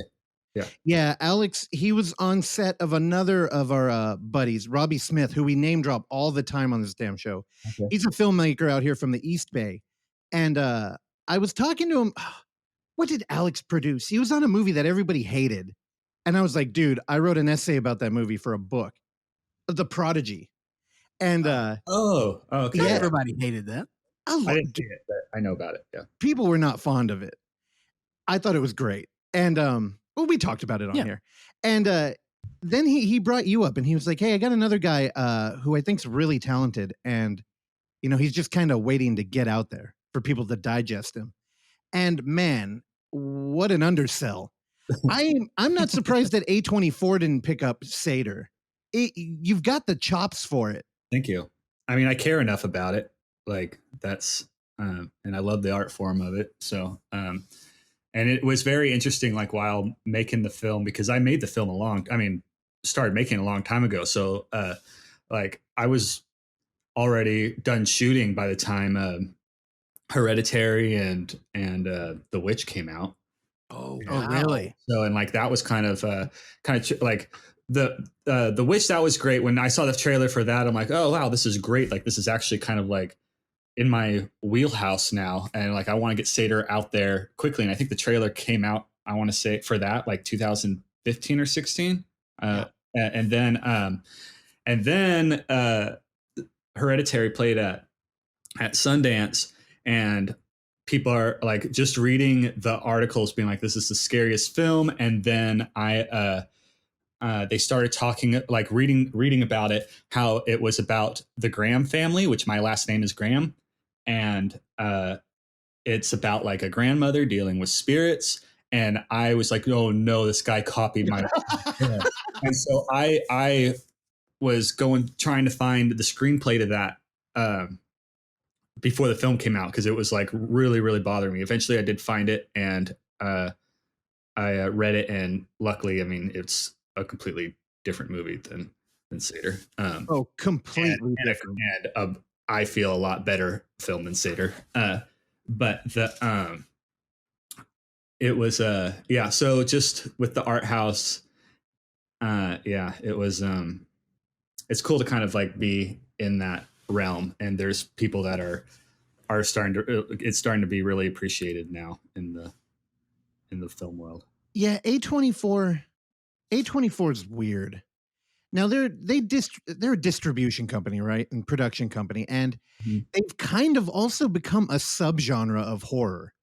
Like I see memes now where people are like A24 film, and it will have like a flow chart. Well, they do everything. a lot of stuff outside of horror as well. I know, but like the horror community doesn't give a fuck. They go into cool guy shit. Yeah, we know that. Like First Cow, right? Was that A24? Mm-hmm. I didn't see it yet though, but yeah, I haven't seen it either. Yeah, and again, like, so Jordan, I'm gonna try and do my best, and not just ask you a bunch of questions about this film that we can't talk about because we're teasing it. Oh, are we? I mean, we could. Might as well talk about it. I don't see why not. But yeah, yep, he gave you the green flag, baby. I know, but I've been doing these like interview things for the last couple weeks now, and I mean, I've been talking all about it. I don't know when to like not talk about spoilers. Well, now you've really reached the bottom of the barrel here, ending up on the Overlook Hour. But I want to go back before we move forward, Jordan. I want to go backwards. Okay. And so you said that you were in. You've been working on this for several years. I think IMDb says this for around 6 years. So 7. So was most of 7 years. Yeah. Did you have to do any reshoots, or was all this basically post production related? So like the first. Oh, okay. Well, I mean, first I had to figure out finance. I was writing and financing or trying to get financing and gathering all the props and stuff the first year. And then when I was able to figure out how I got financing was a friend. I tried doing a Kickstarter or a Indiegogo, and that failed. And then I had a friend randomly out of the blue tell me that he was down to loan me half the budget for a percentage of the film. And so I'm a wedding videographer, and so I've been saving up a bit. So I used the rest to finance it myself, the rest of my money to finance it. And then I built the cabin in my mom's backyard, which I'm sorry. So the cabin was in 6 blocks away from the beach or the ocean. So like so that was the cabin wasn't in the forest at all. But yeah, so I built that, and that was all through like donated materials and stuff. So like A lot of it. Our fence was falling down, so I tore the fence down to build the walls. The day that I started building the set, my neighbor was tearing up his deck, and so he gave me all of his wood, and that's what I used for the floors. And then like the fireplace in there, I went up into the Santa Cruz Mountains and went down like a river to like down a hill to this river and collected a bunch of river rocks, put them in a backpack and carried them up to my truck. And I went back and forth like 30 times to do that, and just to create the fireplace. It took about 2 months to build the set. It cost me $1,500 to build the set. Wow. And then so to get to your question, then it was shooting. So yeah, I shot for 120 days. So the actor Adam in the film, Gabe Nicholson, I had him on a contract from June to June. So I had him for a whole year to get everything done. So within that year, I shot for 120 days. Most of the days was just myself with one or two of the other actors. 10 of those days was I had somebody help me with doing basic tasks like holding an umbrella when it rained. I had to, like, there's a shot where I'm following a truck, and somebody had to drive that truck in order for me to hang off the hood of it. And then there was one big day at the end, with a dangerous fire stunt. I don't know with spoilers, but that actually happened. That wasn't special. Whoa, I'm sorry, really? what? We had Really? an argument about that right before getting on with you. Yeah, no, that's just all that was lighter fluid. Yeah. So Insane. So that How was the lawsuit following? yeah, well, exactly. Well, so the day before that, I had somebody. It was his idea to do it. I didn't want to do it. I was like, no, this is too dangerous. And so Yeah. So Correct. But then I was thinking, he's like, because he spent a long time getting that thing to grow out, 7 months to grow, whatever that was. And then he's like, I want to get rid of this, but I want to do it. I want to do it in an epic way, and I want to do this for the film. And I said, like, no. And then I thought about it, and since fire is such an important theme, I went back to him like the day, like right before, and like, okay, we're going to do this, but you're signing something to say this is all on you.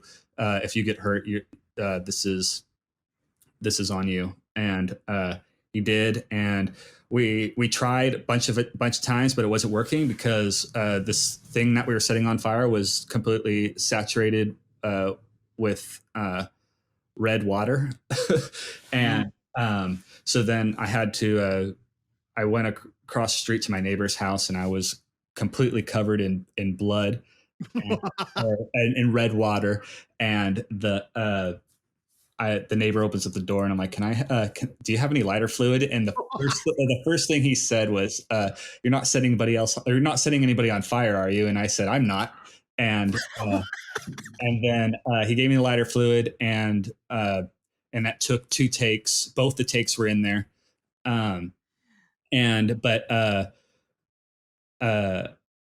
Yeah, so that was the only day that I had 3 people help me.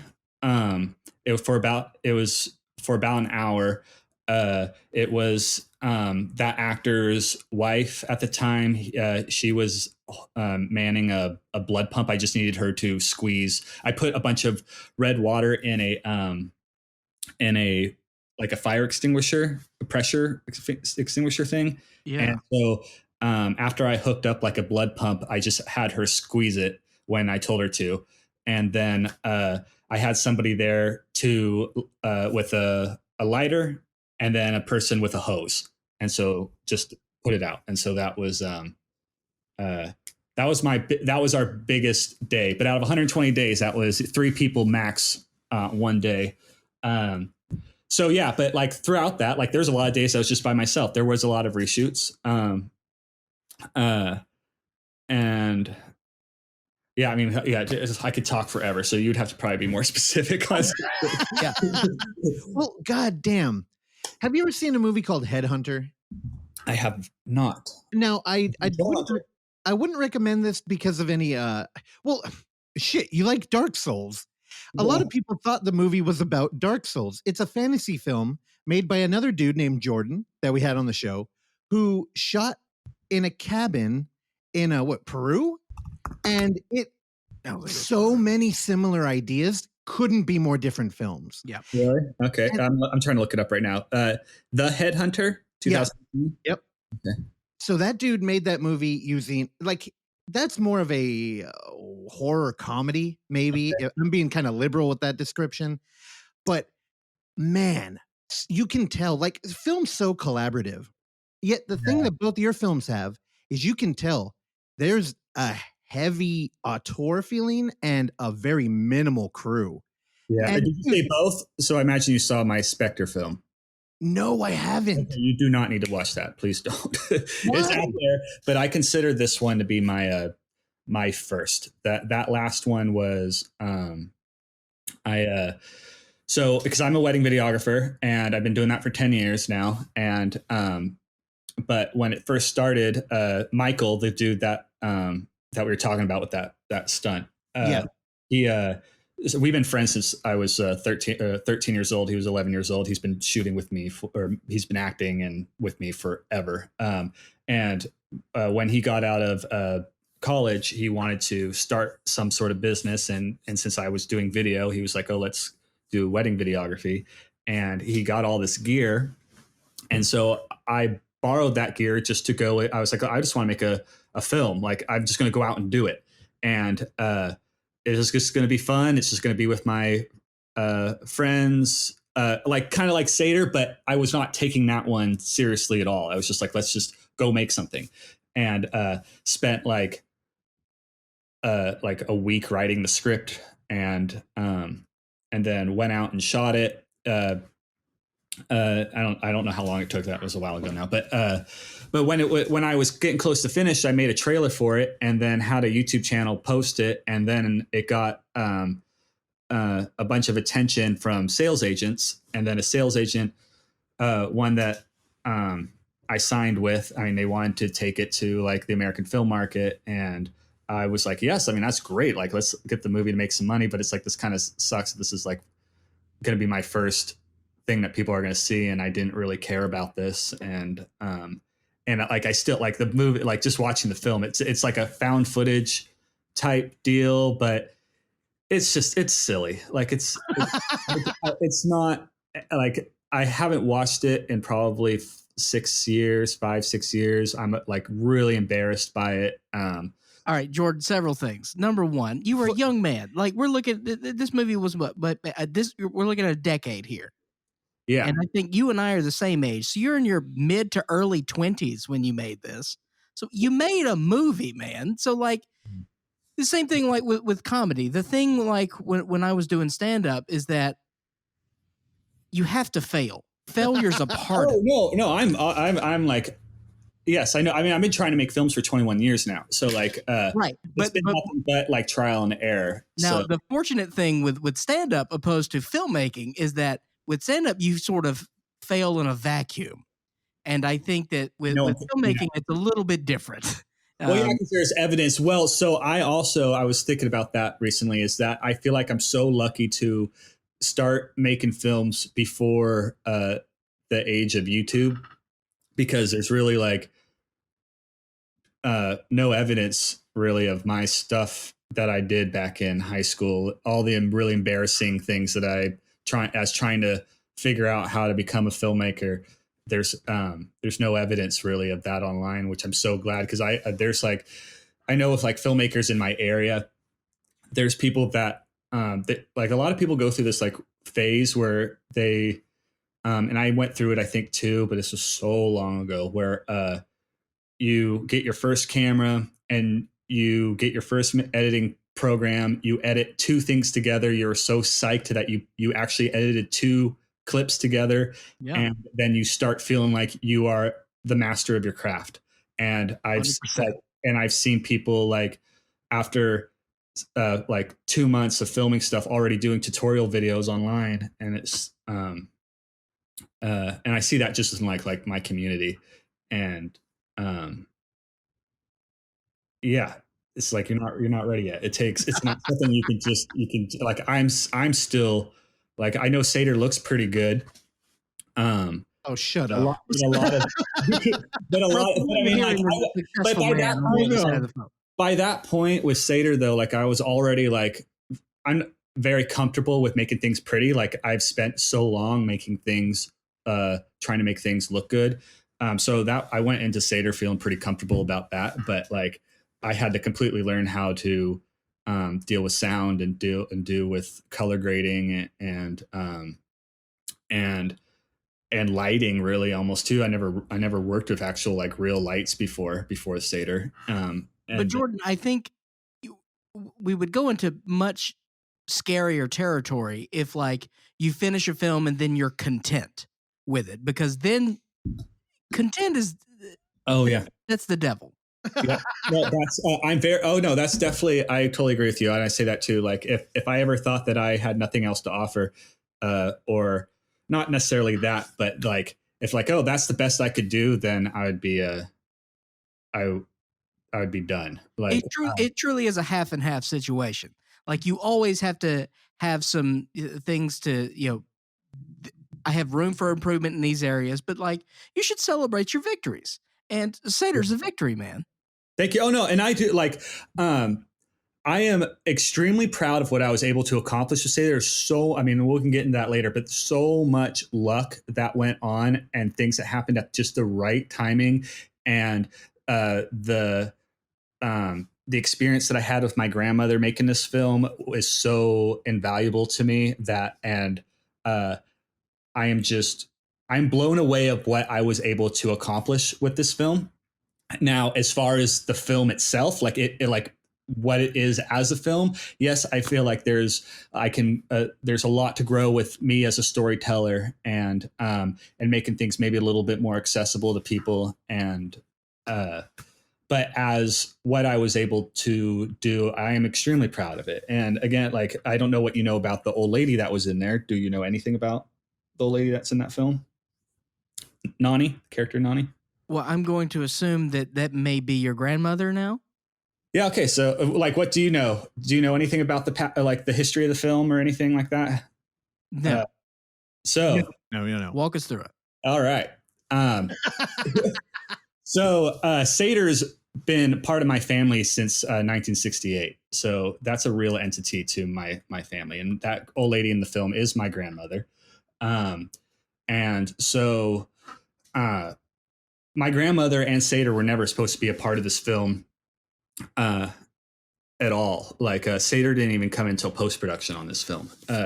And then my grandmother, so since of being on a budget restraint, I was like, okay, I built the cabin. I didn't expect the cabin to look that great. And I was like, I needed a second location and couldn't find anything to that matched that. And so when I decided to use my grandmother's place as the location, I was like, I would love to put my grandmother in a scene, just one quick cameo. And then that'll be a great way to like memorialize her in the film. And it'll be an improvisational scene.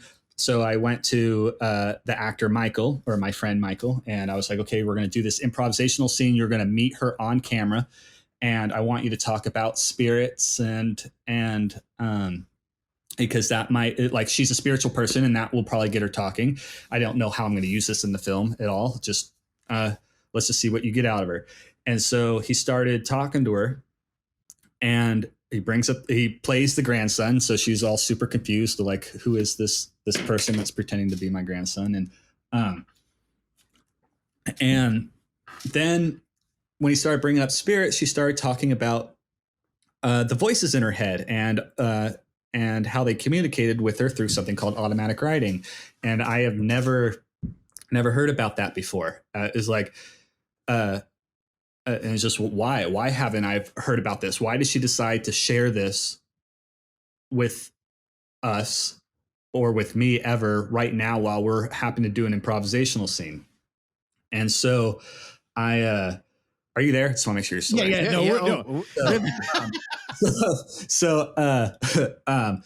So I go home and I'm trying to do like some research in my family's past a little bit, but like, they were all so young back then. Like my mom was 13 or I want to say like 12 or 13 during that time.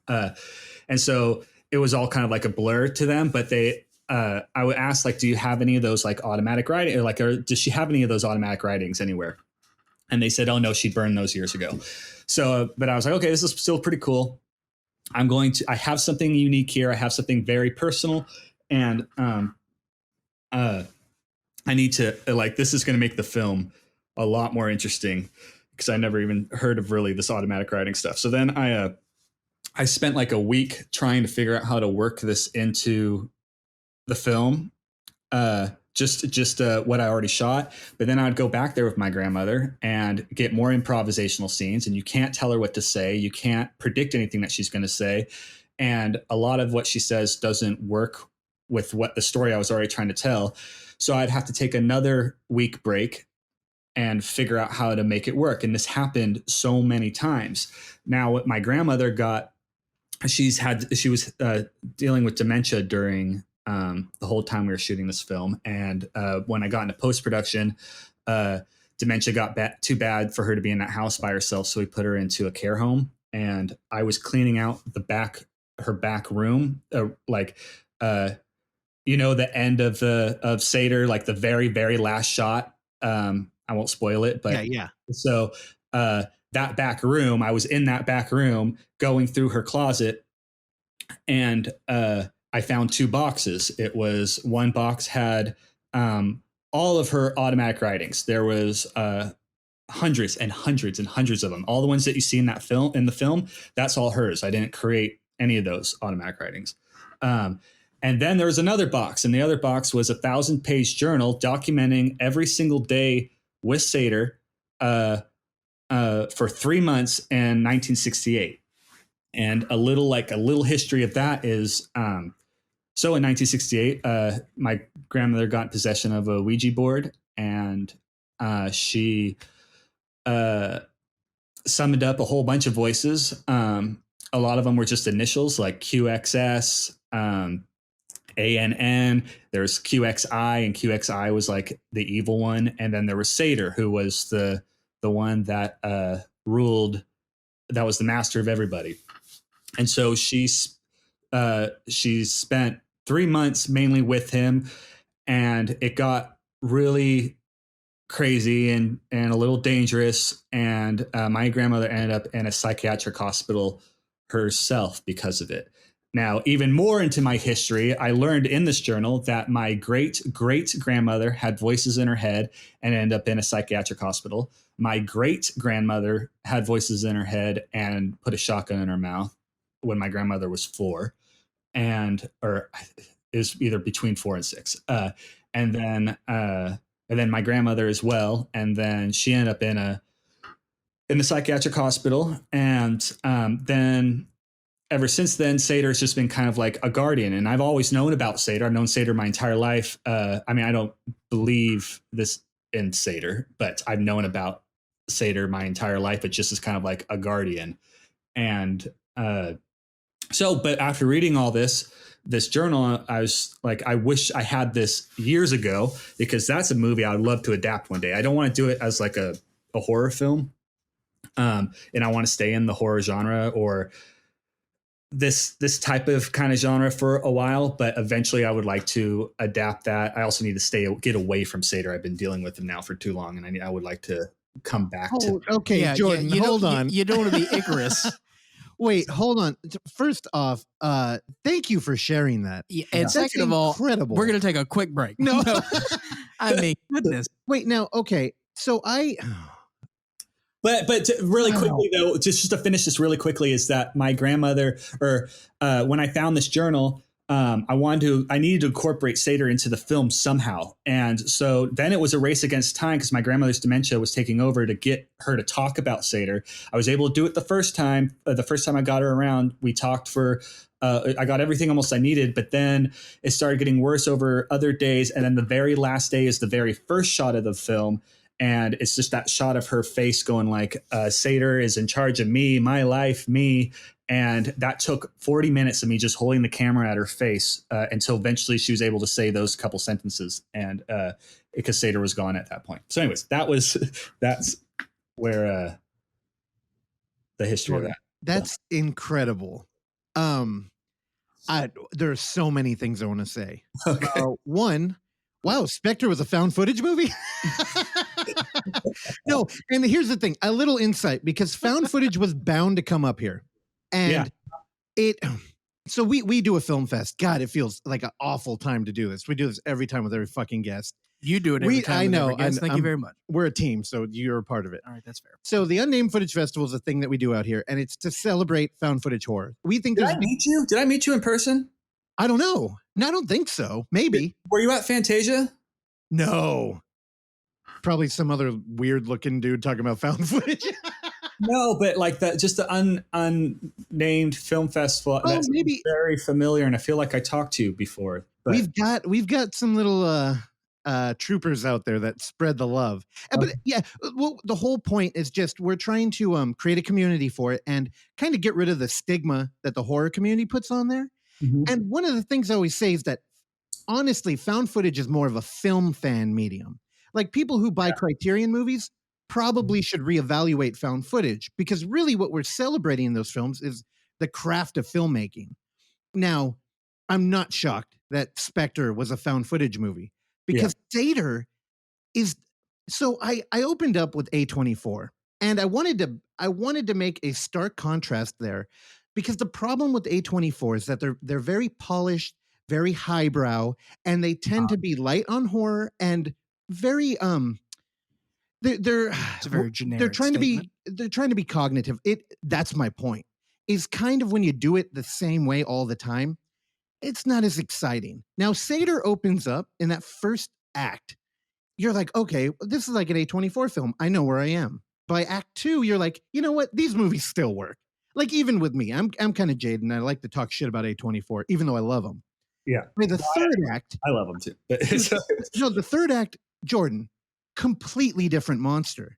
And Mhm. now your film is unique because it's a narrative story, yet you blend media, and I love a mixed media in narrative form. And you use a different aspect ratio to have well, clearly I know now that it's almost, I mean, literally home video. Well, no, and so like when you just said like found footage, that was actually literally found footage. Like my mom got home. Sorry, another story, but with this, but my mother got a bunch of tapes transferred, high 8 tapes from Costco onto DVD, and I was just looking through them one day and not looking for anything for the movie, and I come across that flashback, the birthday flashback scene. I come across that footage from 25 years ago. I'm in there as like a little kid, and it's probably way over 25 years now then. But yeah, I see this footage of this birthday, and it's in my grandmother's house, and the house looks exactly the same. And what's great is my grandmother was off to one side, and my grandfather was off to the other side. Then you have this scene in the middle that I can create my own scene. So I went out and bought the exact same high 8 camera, same high 8 tapes. I made a similar looking cake and similar looking presents, and was able to create my own scene while incorporating that footage from 20 something years ago.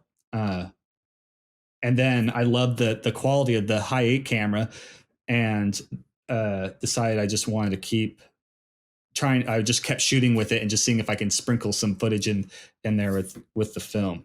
Did you ever see Lovely Molly? No, God, you're saying, I see so many movies that you're just saying all these films. Well, Lovely Molly was made by Eduardo Sanchez, and it's a film that he made after the Blair Witch. There.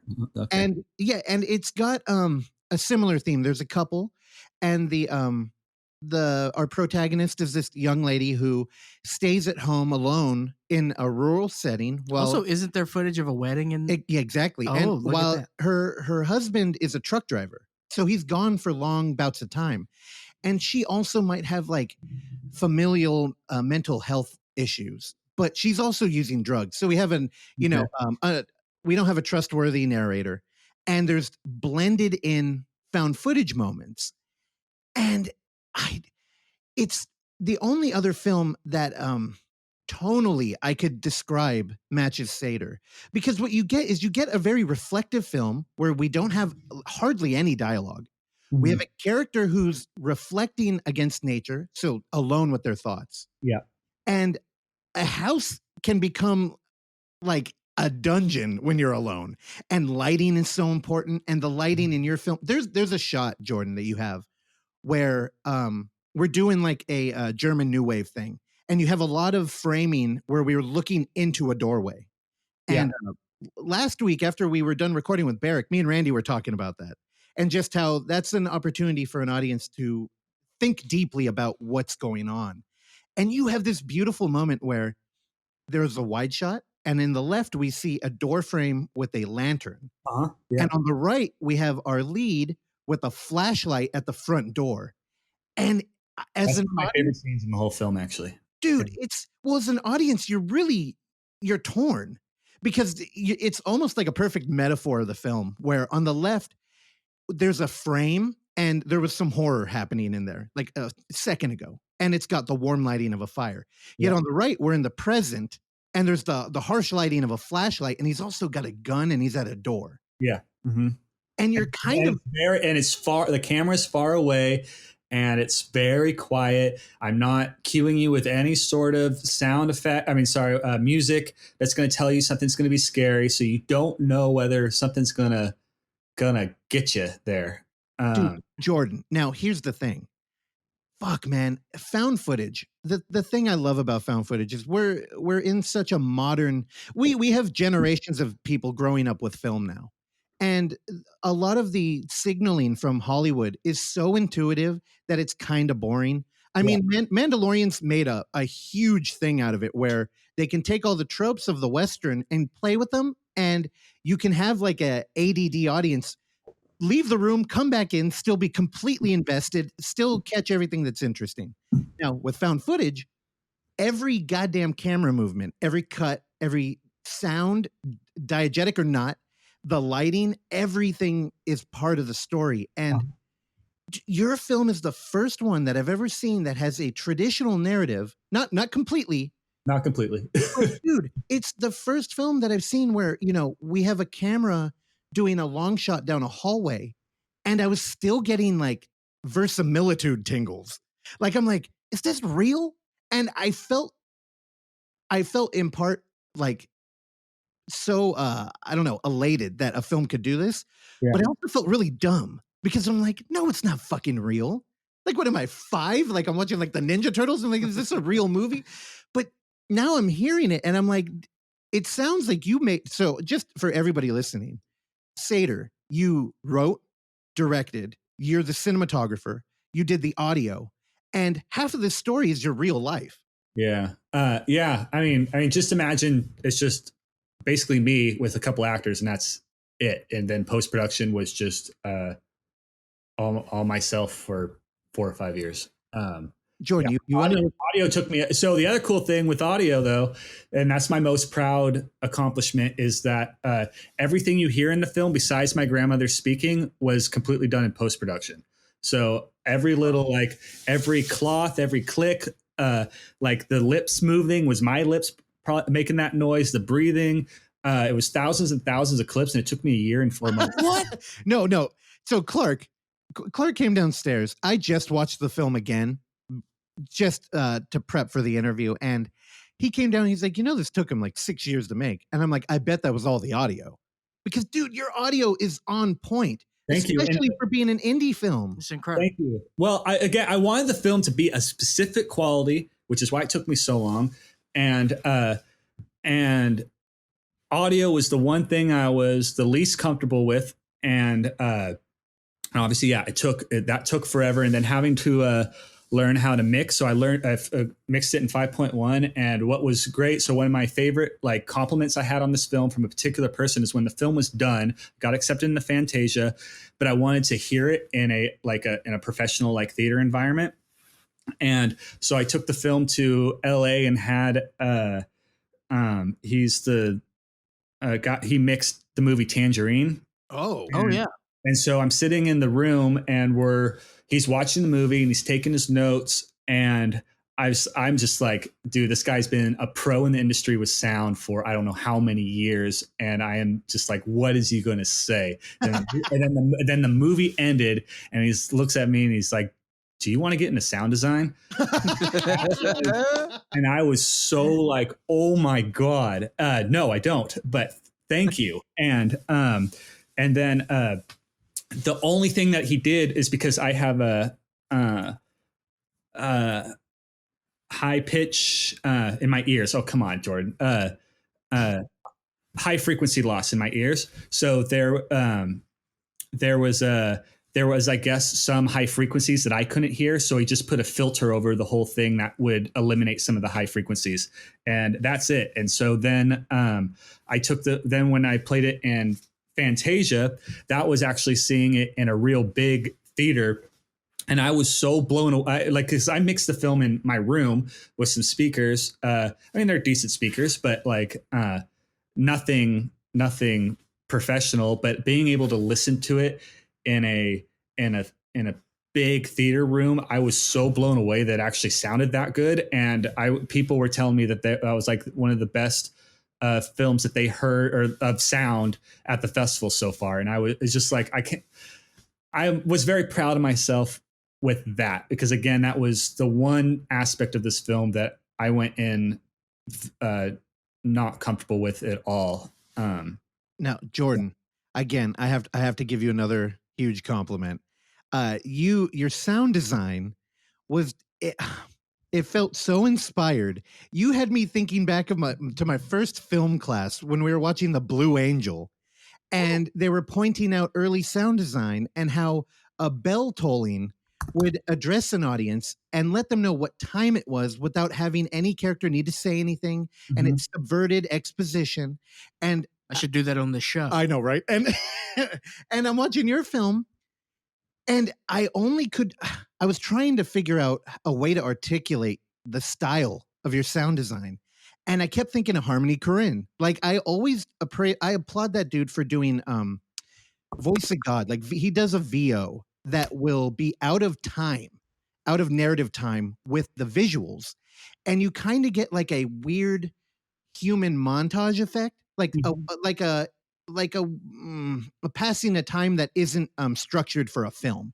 And your film did it with audio, like just like rapids of water or wind in trees, and it all captured. I didn't use that. They're very important, is because I wanted this whole film to be mine. I didn't use any sound libraries. I captured every sound myself, except everything myself. There was some music playing in the background in my grandmother's scene, which has a lot of meaning. I didn't obviously do the music for that, but I did. I did set it up in a room and recorded the room. But and then the music, though, how I used the music, or I'm not a musician, but how I created the score was with pots and pans and nuts and bolts, and I had a bass guitar with a violin bow to make some sound effects, and I got that from the Blair Witch project, the credits. I love the credit music in that. So that was a big inspiration with that. But also like having the sound be as quiet. There's so much to unpack with that. So like with like there's not a lot of sound, or it was a very ambitious thing that I was going to do, because I wanted no talking, or barely any talking in the film, barely any music, no life of any sort, like no planes, no crowds of people, no animals except for the crows in the film. So having to find a quiet area in order to record all these was one of the reasons why it took a year and 4 months, is just because recording them and to keep it that quiet was it was so incredibly difficult. And yeah. So, but a big inspiration from that was also one of the scariest theater experiences I've ever had was No Country for Old Men, and because there's no music really in that film at all, and there's a drug deal scene in there, and the character is walking to a truck, and I'm so tense, and then when he opens the truck door, just the sound of the truck door would made me jump in the theater. And because there's nothing telling you when something's going to jump out. There's no, it's like, oh, is this supposed to be scary or is this not supposed to be scary? And then you're like, yeah. So no, you nailed it. And I was going to bring up your jump scares. Dude, you got a bunch of them in there, but they're earned. I'm glad you see that, because I was definitely afraid of that and being like, oh man, people are going to rip this movie apart with the jump scares, because there's not very many, but I was not trying to make that type of film, and there were some that I had in there that I cut out because it's like, I don't want this to feel cheap. And there's even like when he bangs the bottle cap off, I'm like, is that cheap? Is that a cheap jump scare? So okay. Let's address that. A cheap jump scare is a horror movie where a doorbell rings. Our main character goes up. There's nobody there. They turn around and then a cat runs out of their closet and goes like, meow. And it's like, what the fuck is that? That doesn't do anything for our story. Yeah. Okay. Now, with your film, I think you really highlight how unnatural our character is living. Like, as an audience member, you're almost begging him to talk. Yeah. And there are a couple of moments where people are talking to him, and you're like, fucking say something, dude. And you're dying for it. So when you get like a big audio peak, it's fucking jarring. Yeah. And you're almost on like high alert. Yeah. Yeah. And that was definitely, out of all the things that changed in the film, that was the one thing that I had planned before even getting into the film, was that I wanted it to be very quiet, to where you have a whole film where you don't know whether something is going to jump out at you or not. And then try to put you in much of as a trance as possible, because that's kind of like what the character is kind of going through. But okay, yeah. Now I had to praise you for the craft, and just kind of point out, you've got a lot of the elements I love about found footage in your film, which I've never seen before, and I feel like we got to talk about how fucking upbeat you are. I feel like you uncovered a true like. Something that could be very concerning to somebody is finding mental health, like dating back 4 generations in their family. And you did it while I did it while making the movie. Yeah. And you don't even seem like affected by it. It's almost like imagine. I found that out 5 years ago. So like, yeah, you've lived with it a while. I've lived with it a little bit, and my mind I've been trying very hard to get into, I've written a couple scripts since then, and just trying to get my mind into other things. And I've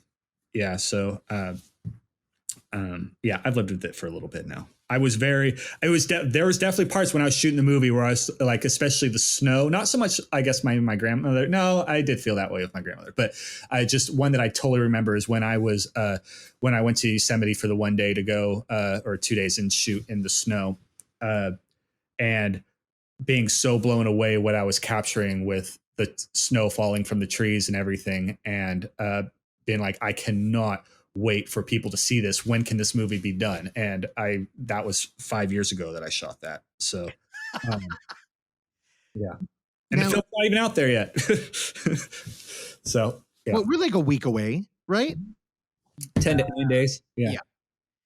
God, Jordan, I can't. So I went with my mom, and we went to go see a found footage movie in the theater. It was the return at the time of M. Night Shyamalan. Oh, it was The Visit. Yeah. I enjoyed that. Me too. And when I got home, my mom told me a story about her best friend and how her mother had sundowning, which was, when we're old, we can get the Gordon Lightfoot disease. Yeah. Thank you so much. I didn't get the reference. Sundown. Okay, no. It's Randy cut that out. Where people get, like, when the sun goes down, the memory starts to go. And she told me a story of her best friend, how her mom would wake her up at 3 a.m. and be like, hey, it's time to go to work. And she would be like, no, mom, I don't, it's 3 a.m. I'm not going to work. And if you confronted them with the reality, they would change, like on their face, just become like, what do you mean? Like all of a sudden, like reality, like the wool's been ripped back. Yeah. And I remember just even having that weird personal interaction with my mom telling me a story. It kind of like unnerved me. And I can only imagine how interacting on film with your grandma, because so, I mean, you're filming for your film and you're learning about your life on camera. Now, there's a thing. Okay, so Wes Craven used to talk a lot about slashers and the importance of them wearing a mask, and it would almost be like a filter with reality, and it would let people do things they wouldn't normally do. Yeah. I've also heard that theory applied to found footage, where you get a narrator who can film things that they couldn't confront in real life had there been no camera. Do you think the camera kind of empowered you to explore your family history? No, I don't think so.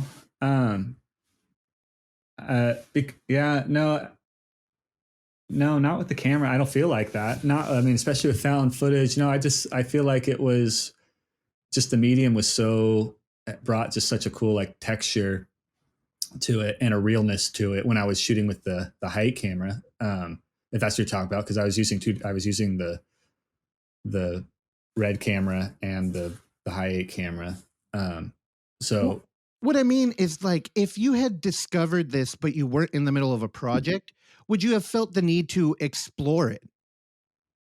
yeah, well, that's why why I would love to adapt it in a future film, like, and actually tell the real full story, not something that's half fiction and half real. Is that answering your question? Yeah. Yeah, it's almost, I guess I'm asking if you found strength being propelled by a project. Does that make sense? I feel like if I had found something like this, there'd be a period of like reflection where I'm like, do I want to know? Like me and Clark talk about mental health all the time. Yeah. And it's one of those things where it's like, just for me, if I open the door, I feel like there's no closing it after that.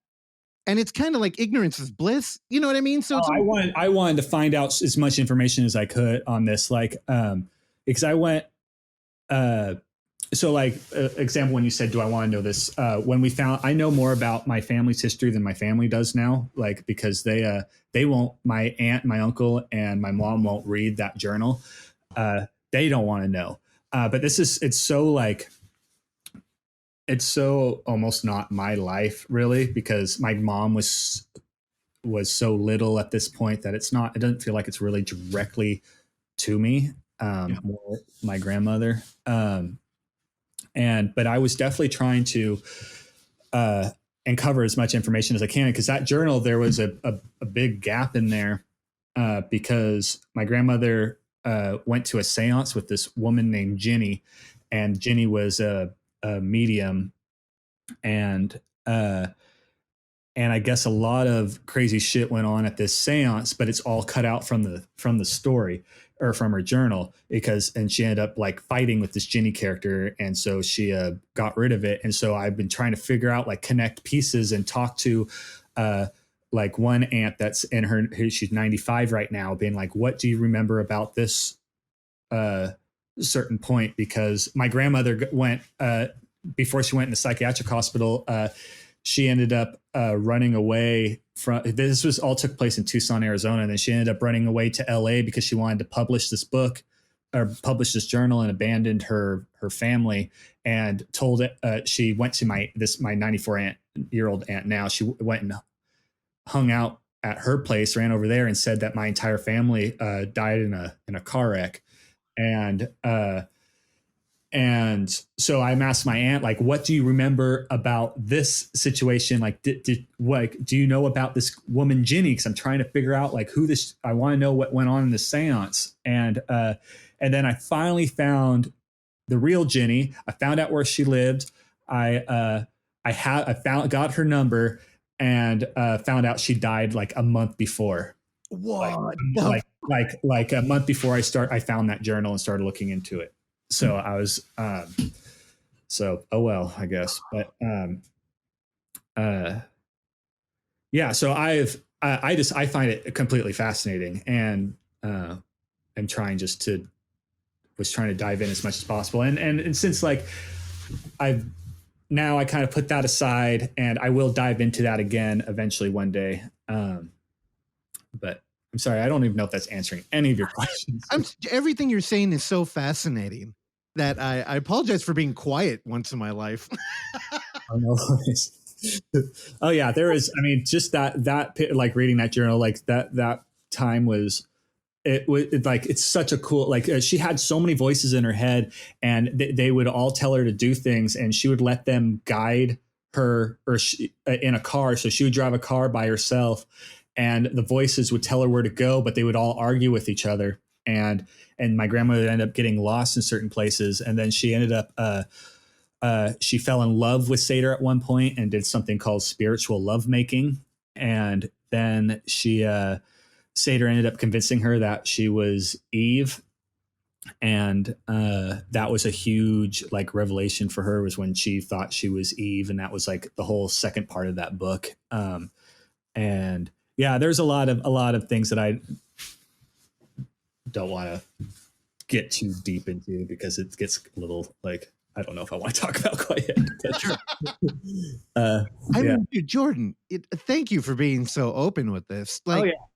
Also, during your film, when you were capturing your grandma, I couldn't help but feel like you were incredibly brave. I am a huge, what really scares me, like for real, fucking blacked out people and mentally unstable people.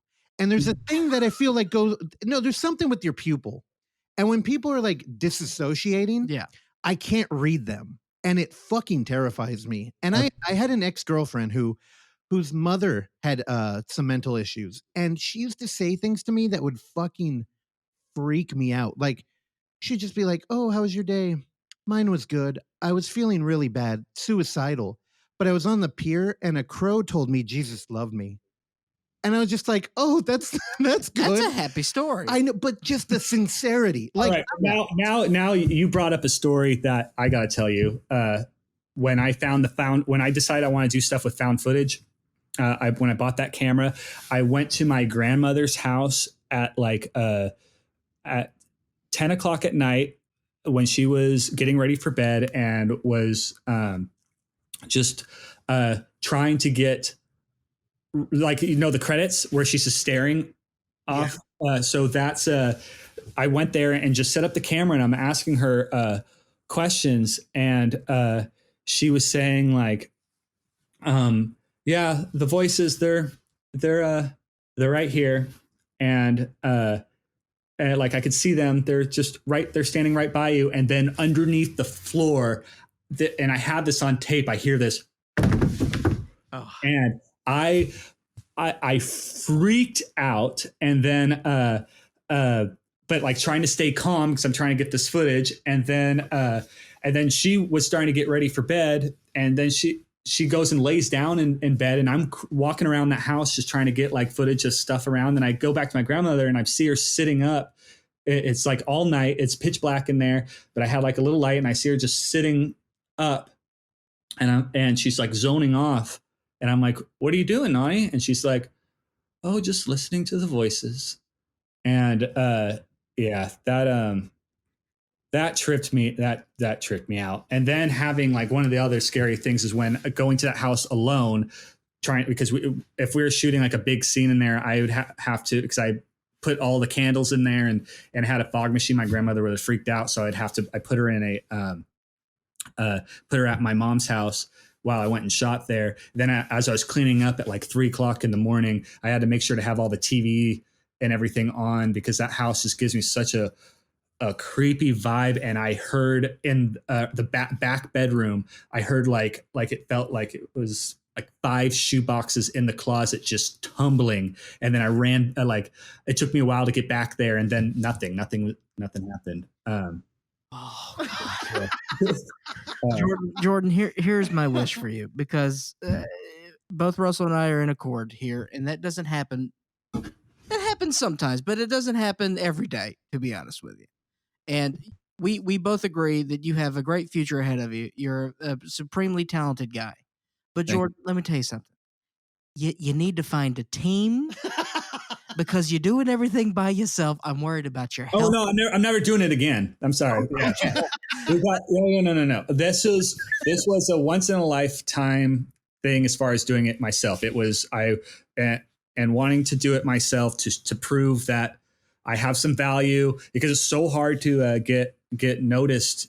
Like, I've been trying for 21 years now for doors to open, and I don't know if, like, the movie Blue Ruin. Do you know that movie? Sure. Oh yeah. So that was a huge inspiration because of learning what he raised off the crowdfunding, and that Jeremy Saulnier gave his like put his house up for or remortgaged his house, and just, he was like, I'm going to just give it all, or else I'm going to go do something else. And I was like, I love that. I'm going to do the same thing, but but mine is doing it myself, and just prove that I can do this, and prove I can do it of a certain quality, and then but never again. And hopefully doors will open, and people will want to speak to me or want to work with me. And it's actually like, I was not expecting the type of, like, there's been people that have reached out to me that I was not expecting, and that could get projects made. So I'm always cautiously optimistic. So, but well, Jordan, that hard work expecting to happen, but I do feel I feel good. Hopefully, I can write a script good enough to get these people excited. Oh, shut up. I feel like I've grown. That's one thing I think I've grown the most is how I want to write. My grandmother's changed me in the way I want to write things. I want things to be quite a bit more realistic. Yeah, because if I made the script that I wrote for this film 7 years ago, we wouldn't be having this conversation. So it was definitely like, there was a lot of growing to do with this. Well, look, man, all the blood, sweat, and tears that you poured into this thing is absolutely evident in the film, and it's finally coming out. I believe this episode will drop on Thursday, and then the film will come out the following Tuesday. So what kind of platforms are we looking at? How can people watch this? It'll be on iTunes and Amazon Prime. I don't know the other places yet. Eventually, it'll move on to something else that I don't think I'm allowed to say, and then we did get a deal with a Blu-ray. Oh, thank you. So, I need to own it. Yeah, I don't know if it's gone through yet, but they're really interested. So and it's like a boutique deal place. So Love a boutique. What? Yeah. I know. I started collecting boutique Blu-rays and 4K stuff this while in COVID. So it's, yeah. Jordan, before we cut you loose, what can you tell us that you got in the works? Okay, whatever I could tell you. Okay. So it won't be long. I've been trying not to say too much. So my first, I have two scripts. One, it took me a couple of years to write. And it's it's influenced by the child abductions that happened in Belgium in the 90s. I don't know if you ever heard of Marc Dutroux. But that was a major influence. And then learning about QAnon these days, I don't, kind of bums me. Go on. It's kind of around that, but I didn't know what that was. And I don't want to be known as a conspiracy theorist. If I ever get a chance to make this film, I don't want to be associated with that at all. But so that film is dealing with a very heavy subject matter. So I'm also writing one that's quite a bit more fun. Still dark, but it's a lot. It's definitely a lot more fun. And that one is about an impossibly long shipping container, and it has like a cosmic horror type feel to it. God damn it, dude! Oh, my fear is Man, I looked up his name. I don't want you to become a Jonathan Glazer. That's all I want. Why? You don't want me to?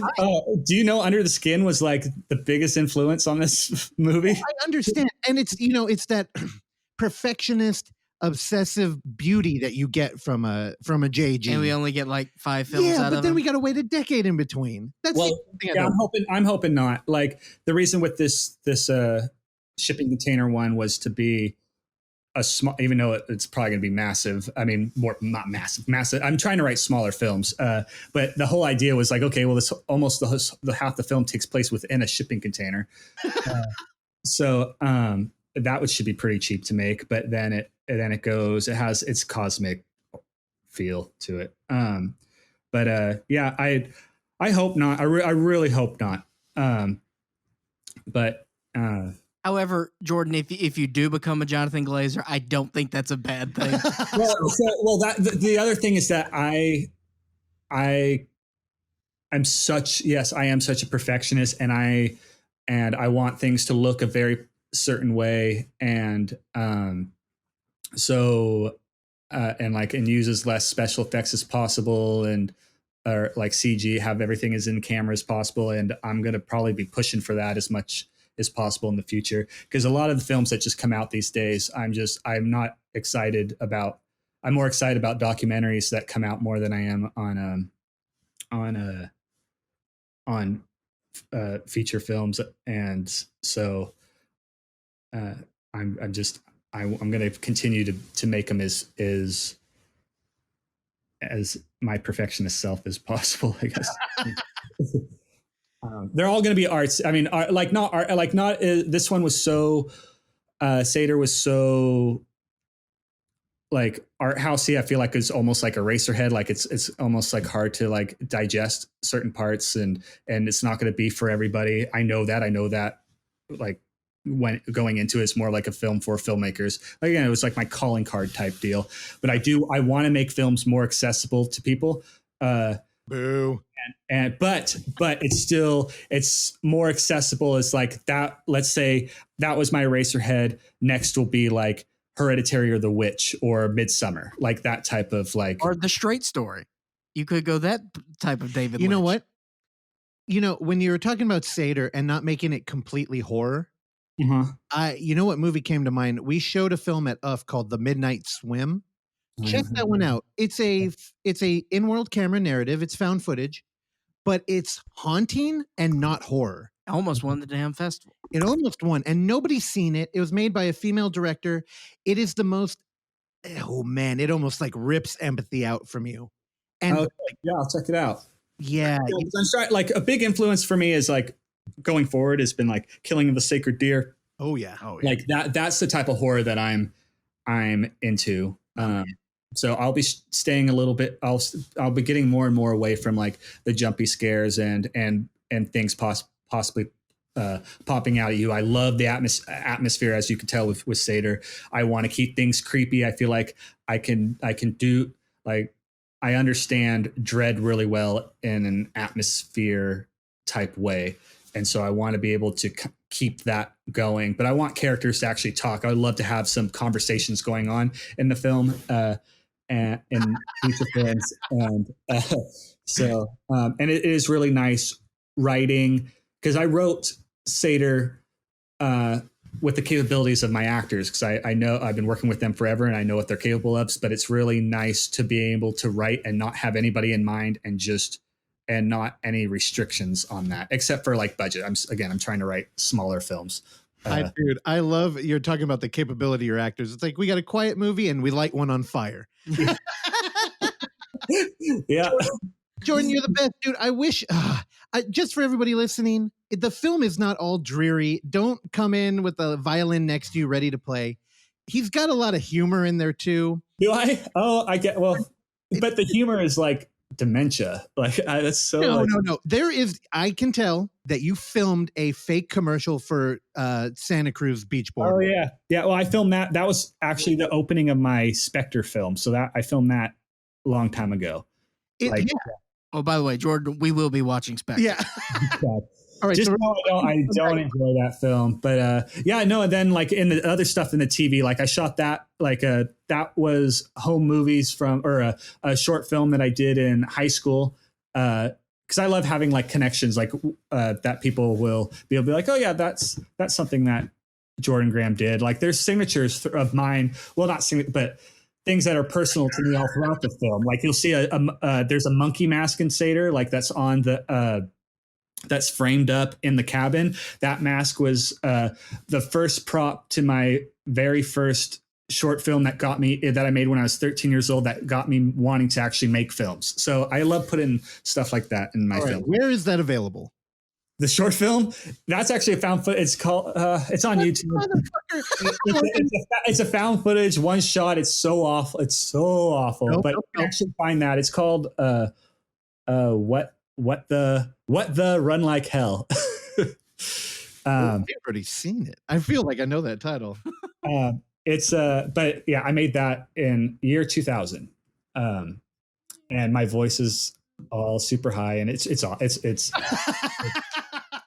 very first time I ever picked up a camera and was like, oh, we're making something. So it's all one shot. And Jordan, dude, we love you. The found footage. We're gonna have you back on here. I'm warning you now.